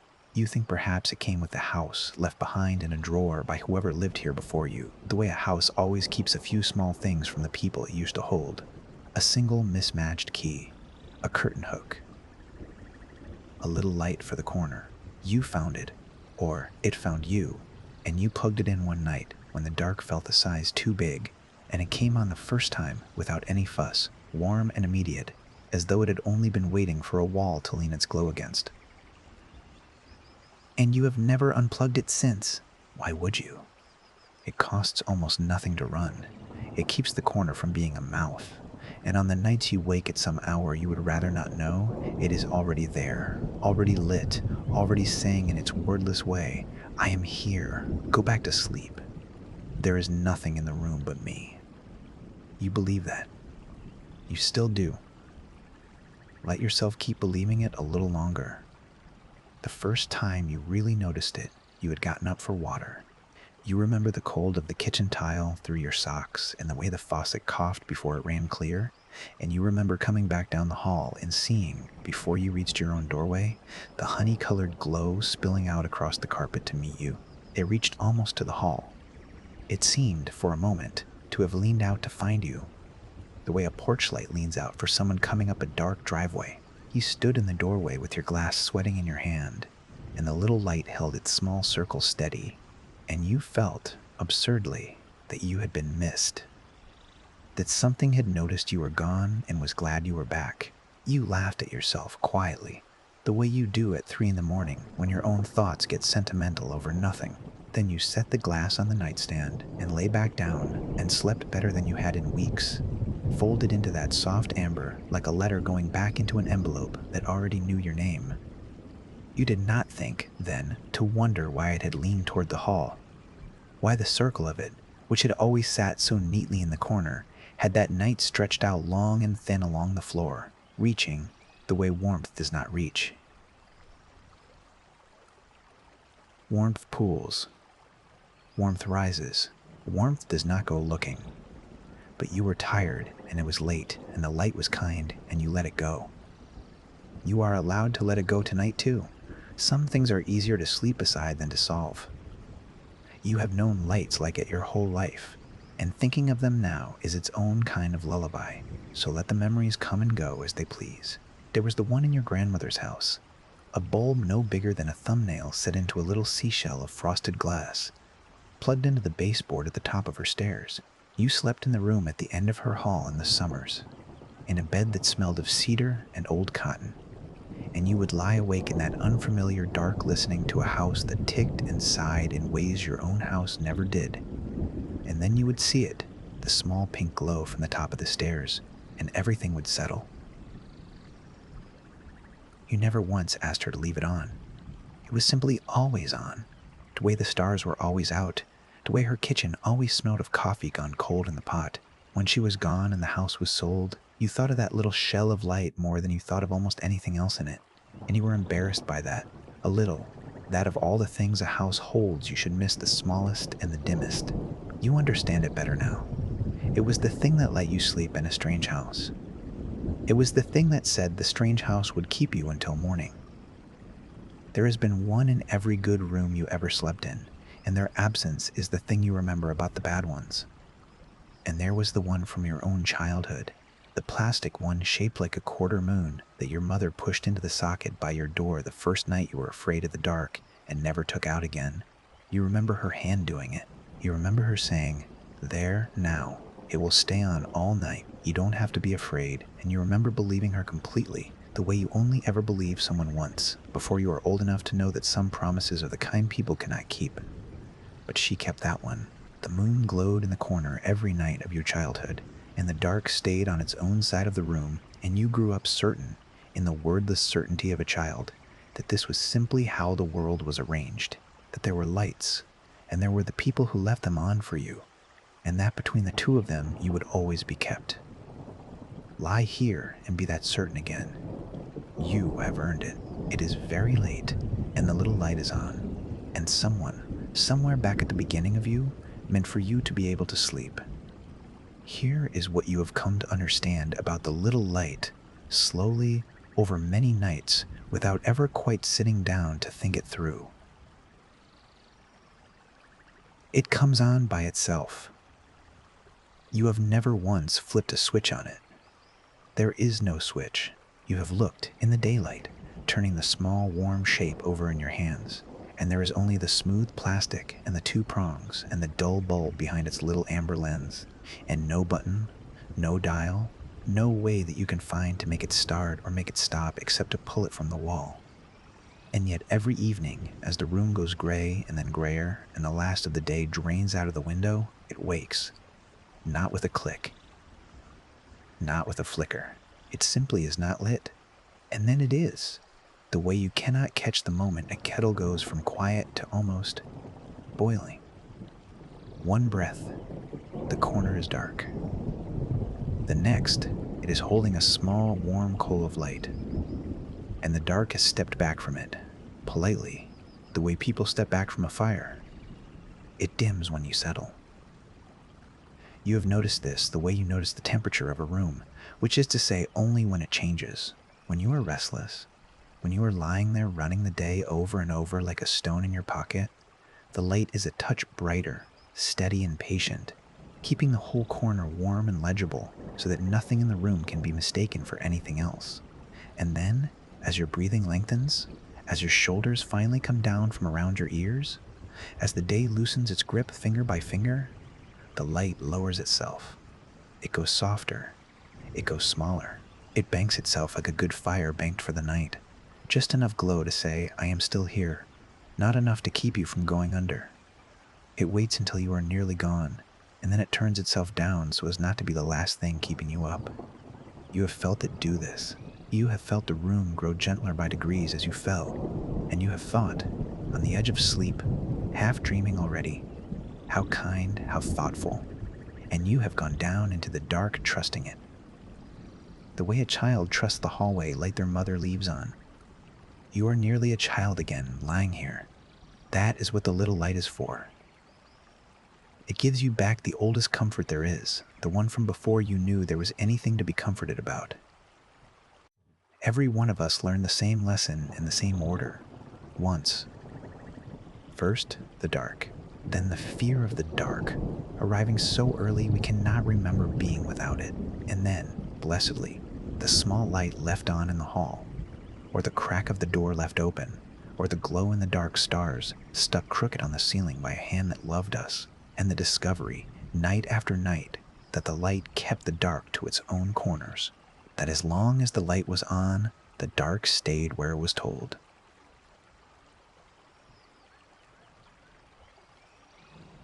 You learned to sleep inside that bargain before you could tie your shoes. And here it is again, the same bargain, the same soft amber promise, holding for you now the way it held for you then. Nothing has changed. You are safe in the light. You have always been safe in the light. Rest in that. It is true enough to sleep on. There was the night of the big storm, and you can afford to remember it now, because it turned out to be the night that taught you what the little light really was. And the lesson, when it came, did not hurt. It was autumn, and the wind had been building since supper, throwing handfuls of rain against the glass. And somewhere out past the last houses, a line came down, and the whole street went black at once. You felt it more than saw it. The small electric hum of the house going out of the walls, the refrigerator downstairs falling silent, the little green stars of the chargers, and the clocks all winking out together, so that the dark that came was the complete dark, the country dark, the kind you almost never get to see anymore in a lit-up land. You lay very still and waited for your eyes to adjust. You listened to the rain and the wind and the great blind house creaking around you, and you thought, well, there is no help for it, and you prepared yourself for a long night of lying awake in the total dark with your heart going a little too quick. And then you turned your head, the way you always did, toward the corner, out of old habit, expecting nothing. The little light was on. It was burning exactly as it always burned, low and warm and steady, its small honey circle laid up the wall as though nothing at all had happened, as though it had never in its life depended on the wires in the wall for anything. Every other light in the house was dead. The whole street outside your window was a black shape against a blacker sky. Not one porch, not one window, not one far street light left, but the little light in your corner glowed on, unbothered, unhurried, keeping its circle warm while the storm tore the power off the poles for 3 counties around. You did not get up to check the outlet. You did not want to. Some part of you understood, in the plain way you understand things in the dark, that it would not have mattered whether the prongs were in the wall or not, that the wall had never been the thing keeping it lit. You watched it for a while. You listened to the storm find nothing to say to it. And then, because it was warm, and because you were tired, and because the corner was soft and the rest of the world was not, you slept. In the morning, the power was back, and the little light looked like nothing at all in the gray daylight, a dull plastic shape by the closet. And you told yourself you would imagine the rest, the way you tell yourself so many kind, small lies to get from the night into the day. But you had not imagined it. You know you had not. It does not need the wall. It never did. It asks only one thing. You know what it is. You have always known. The way you know the rules of a house you have lived in a long time without anyone ever having spoken them aloud. Do not turn it off. That is all. Leave the little light on. Let it stay. Whatever else you do, however you rearrange the room, whichever way you turn the bed, wherever you travel, and whatever you forget to pack, do not, when night comes, put out the little light. It is such a small thing to ask. It asks for so little else. It does not want to be looked at. It does not want to be thanked. It does not want the whole lamp blaze of your attention, only the outlet in the corner and your leave to go on burning. Leave it on, and it will do everything else. Leave it on, and you need never be afraid of the dark in this room again. You had a man out once, a year or 2 ago, an electrician, come to look at a flickering fixture in the kitchen. And while he was there, you asked him, offhand, half joking, to have a look at the little light in the bedroom, because it did not seem to run on anything you could account for, and it never so much as warmed to the touch. He knelt down by the closet in the good hard daylight and turned it over in his big careful hands the way you had, and he frowned at it, and he held it up to the window, and he pressed at the seam of it with his thumbnail, And finally he handed it back to you and said, with the small embarrassment of a man who is good at his work and has just met something outside it, that he could not tell you a thing about it. No maker's mark. No wattage stamped anywhere. The bulb behind the little amber lens, he said, did not look like any bulb he knew, and when he had it out of the socket, right out, in his hand, in the daylight, he could have sworn he said, and then he did not finish the sentence, and he laughed instead, and told you it was probably some novelty thing, some import, not worth the worry, and that as long as it wasn't getting hot, he'd leave well enough alone. You paid him for the kitchen and walked him to the door, and you have thought about the sentence he did not finish more times than you would admit. He could have sworn what? That it was still glowing, faintly, in his open hand, with the prongs in the air and nothing to run on? You did not ask. You did not want the answer standing there in your front hall with the morning coming in. You only knew that you were glad when he was gone, and gladder still when night came and the little light came on in the corner as it always did, warm and certain and unbothered by having been handled, and you understood you would never call anyone to look at it again. Some kindnesses do not survive being examined. This one does not need to be understood to be kept. You tested it yourself only once. You are allowed to remember it now, gently, the way you remember a fright from long ago that turned out to be nothing. It was an ordinary night, and you were feeling stubborn or scientific, or simply too aware of the light for once, the way you sometimes become too aware of your own heartbeat and cannot let it alone. You reached down and you took the little light by its warm plastic body and you pulled it from the wall. The dark came in. Not fast. That is what you remember. That it was not fast. That there was no rush of anything. No slam. No cold breath.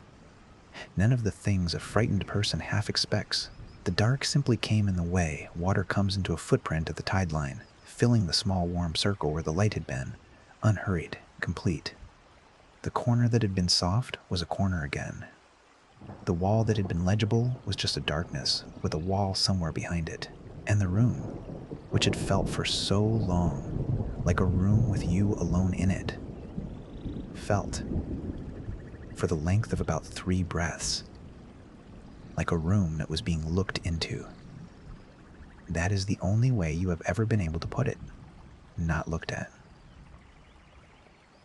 Looked into, as though with the little light gone, some attention that had been resting somewhere else, patiently, all this time, in all the other dark places of the house and the street and the wide dark country beyond it, had turned, mildly, the way you might turn toward a door that has just come open in another room, not alarmed, not hungry, just, at last, aware that there was a room here, and something in it that had for a long while been too warm and too small and too lit to be worth the noticing.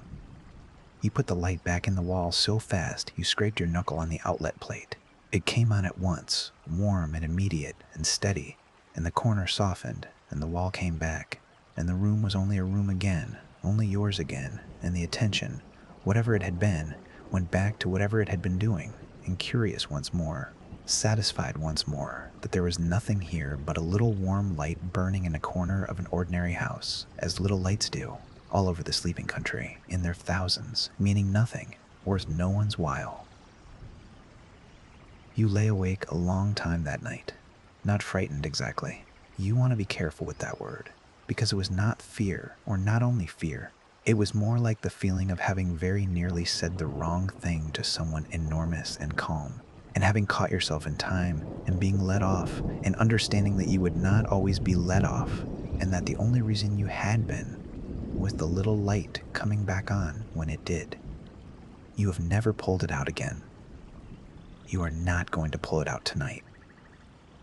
Let your hand stay where it is, warm under the blanket. There is no reason on this earth to reach for the corner. The light is on.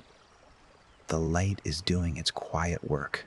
Sleep is coming up around you like a tide, and there is nothing in the room but you and the honey-colored glow, and that is all there needs to be, and all there has ever needed to be, for as long as you leave it burning. It took you a while to understand what the little light is actually for. You had it backward at first. Everyone does. You thought, the way you thought as a child, that the light was a wall, that it stood between you and the dark, a small, brave thing holding the line, keeping the dark out the way a nightlight in a story keeps the monsters under the bed and no further. You imagined it that way for years without ever putting the thought into words, and it was a good thought, a warm thought, and it let you sleep, and there is no shame in it. Most comforts are things we have a little bit wrong. That is often why they comfort us. But that is not what the little light is. Lie still now, and you can afford to know it, because knowing it changes nothing, and because it is, in its own strange way, the most reassuring thing of all. The little light does not keep the dark out. The dark is already everywhere. It is under the bed, yes, but it is also in the hall, and in the empty kitchen where the faucet coughs, and in the closed rooms of the houses up and down your street, and in the long fields past the last streetlight, and in every place where no one has thought to leave a light on. The dark is not held back by anything. It was never held back by anything. It goes where it likes, in its slow and even and enormous way, and it likes, on any given night, to go almost everywhere. It moves through the sleeping country, the way weather moves, and it looks into rooms mildly, the way you looked into the corner the night you pulled the plug, and where it finds a room with someone in it and no little light burning. It takes its time, and it takes its interest, and sometimes it takes more than that. And the people it visits wake with the sense of having been counted, or do not wake at all in quite the way they went to sleep. But it does not come where the little light is. That is the whole of the arrangement. That is the kindness, and it is a real kindness. Do not let anyone tell you it is not. The little light is not a wall the dark cannot cross.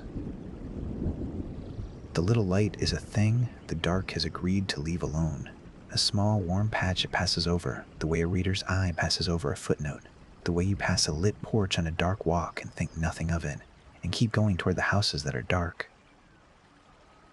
The light does not fight the dark. It does not need to. It simply is the one place the dark is not curious about, and by lying here inside its honey-colored circle night after night, you become, for those hours, part of what the dark is not curious about. You are overlooked. You are skipped. You are the lit porch in the long dark street, and the great mild attention that moves through the country tonight will pass right over the top of you without so much as slowing, because you are warm and small and lit and boring and safe. Is that not a comfort? Lie still and let it be one. It is so much better to be overlooked than to be seen. You take it with you now when you go. You did not always. There was a winter you traveled for work, a long, dull string of nights in rooms that all had the same carpet and the same heavy curtains and the same do not disturb card hanging on the same brass handle. And the first of those nights, you lay in a strange bed in a strange city and could not sleep to save your life. The room was too dark in the places it should not have been, and too bright in the places it should have been. The parking lot lamp cutting a cold blue blade through the gap in the curtains, the smoke alarm winking its small red eye from the ceiling, and none of it was warm, and none of it was low, and none of it was in the corner where it belonged. You lay there feeling watched by the whole hard-cornered room, and it came to you that the trouble was simple, that there was no little light, that you had left it at home glowing in an empty bedroom for no one, and that you did not know how to sleep in a room the dark had not been told to skip. So the next morning you found a hardware store, and you bought a little amber plug-in thing, the closest you could find, and you carried it in your bag for the rest of that trip, and every trip after, and you would push it into the socket by the strange bed the moment you got in. And though it was not the same, though you always knew it was not the same, the corner would go soft, and something in you would ease, and you would sleep. You wondered sometimes on those trips whether the real one missed you, glowing away in the empty house, keeping its warm circle over a bed with nobody in it. You knew that was a foolish thing to wonder.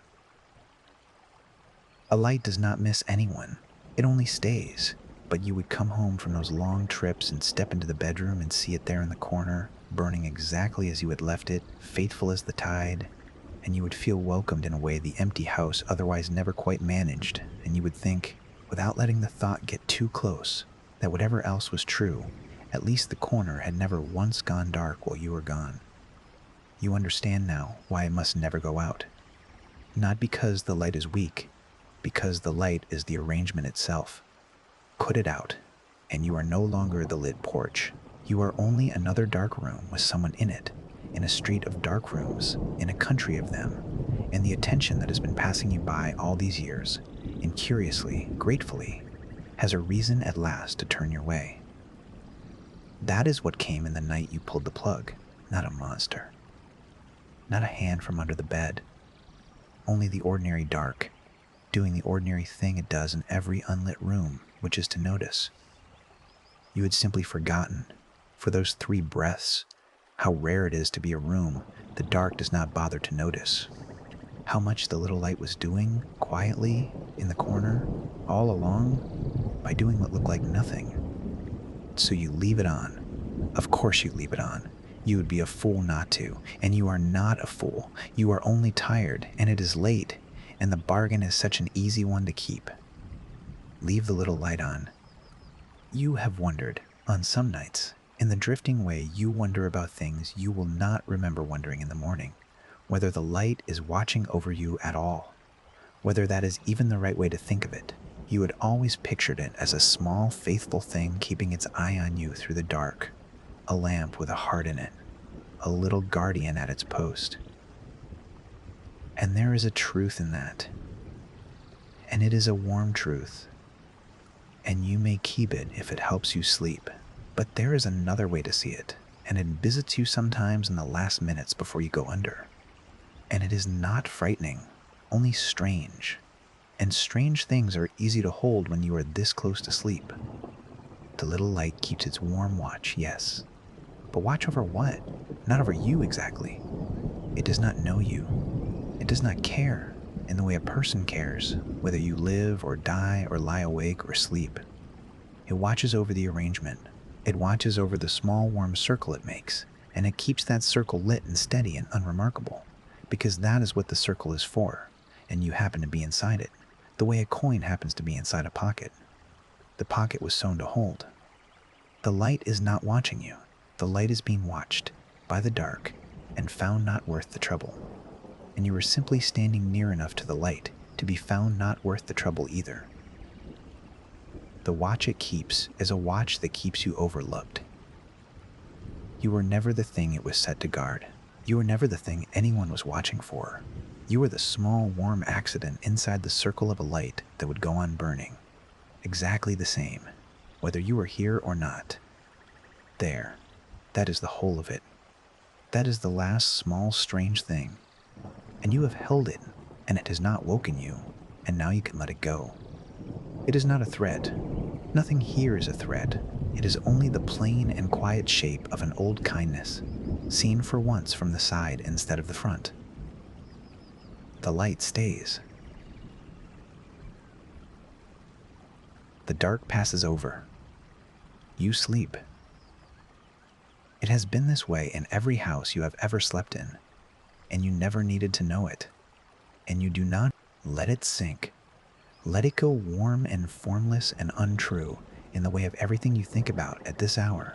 In the morning, there will only be a small plastic light in a corner, dull and unlit in the daylight, meaning nothing. And you will step over its cord on your way to the coffee and not give it a single thought. And that is right. That is exactly as it should be. It does its work best when you forget it is there. Feel how far down you are now. The blanket has gone heavy in the good way. Your feet are warm. The pillow has taken the exact shape of your turned cheek, and the room is softened at its edges. All its hard corners rounded off by the honey-colored glow, so that there is no line anywhere sharp enough to catch a frightened thought on. The window is a paler dark against the dark of the wall. The door is closed, or open just a hand's width, however you like it, and beyond it the house is quiet, and beyond the house the street is quiet, and the dark is out there doing its slow, enormous rounds, house by house, looking into the unlit rooms and passing over yours, because your corner is lit, because your little light is doing what it always does, which is stay.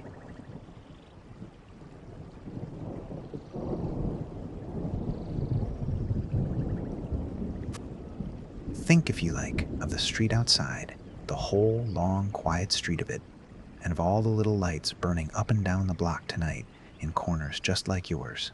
You have seen them on the nights you could not sleep and stood at the window with a glass of water going warm in your hand, the blue flicker of a television left on in a downstairs room, the amber square of a bathroom nightlight glowing through a frosted pane, the porch lamps that someone bothered to leave on, small and gold and faithful, one after another down the dark street, each one marking a house where somebody is sleeping easy, each one a little circle. The dark has agreed to pass over. You never thought much of it before, all those small kept lights. Now it moves you a little to think of them, a whole country of them, corner after corner, porch after porch. A scattering of small, warm, skipped-over places laid out across the dark, like the lights of a coast seen from far out on the water, and in each one, someone lying just as you are lying, warm and small and overlooked, sleeping through the long, enormous rounds of the dark, because somebody, once, taught them to leave a light on, and they never stopped. You are one of them tonight. You are one of the lit windows on the dark coast. There is nothing lonely in it. There is only the quiet company of all the others sleeping easy for the same small reason you are, each in their own warm corner, none of them afraid. Listen, you can hear the house settling.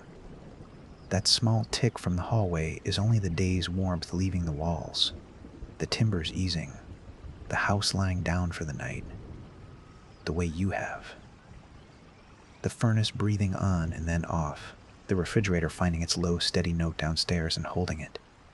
These are the sounds of a house that is exactly as full as it should be, which is to say, full of only you, and warm, and overlooked, and safe.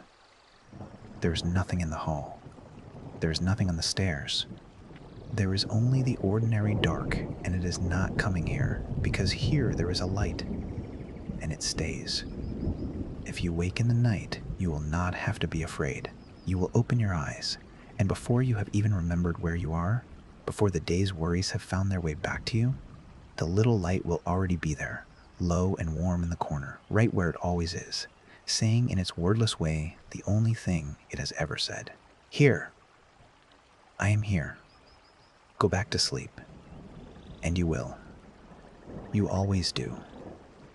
The corner will be soft, and the dark will be keeping its distance, minding its own vast and patient business somewhere else, in some other room, in some other house, over some other sleeper who forgot to leave a light on, and you will fold yourself back down into the amber and be gone again before you have finished the thought.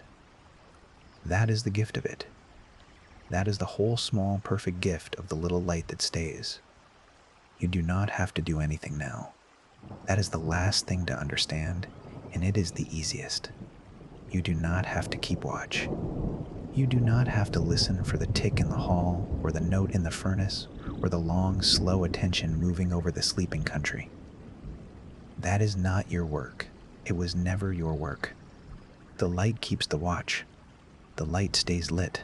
All you have ever had to do, the only thing that has ever been asked of you, is to leave it burning and lie still inside its circle, and let yourself be one of the overlooked, one of the small, warm, skipped-over places in a dark and even land, one of the lucky ones the great, mild dark rolls past without a second glance, because there is a light on, and it is late, and there is nothing here worth stopping for. So leave the little light on. Leave it burning in its corner, low and warm and steady, doing its quiet work. You do not need to reach for it. You do not need to check it. It is there. It will be there when you wake, and there the night after, and every night, for as long as you let it stay, which will be always, because you understand now, in the soft, wordless way you understand things at this hour, that leaving it on is the kindest thing you will ever do for yourself, and the easiest, and it asks nothing back but that you rest. Rest now. The corner is warm. The dark is elsewhere. The little light will keep its watch. the way it always has, the way it always will. And you can let go of the last thread of the day and go down into the warm with no fear at all, because you were never the one it was watching for, and you were never the one the dark was coming for. Not while the light is on, not while you lie here small and warm and overlooked in the honey-colored dark. Sleep. Leave the little light on. It will stay. It has stayed for everyone who ever lay where you are lying, in every quiet house, on every late and ordinary night. And it will stay for you. And there is nothing left for you to do but close your eyes and let it. Good night. Rest now. The light will keep watch. You do not have to stay awake for the end.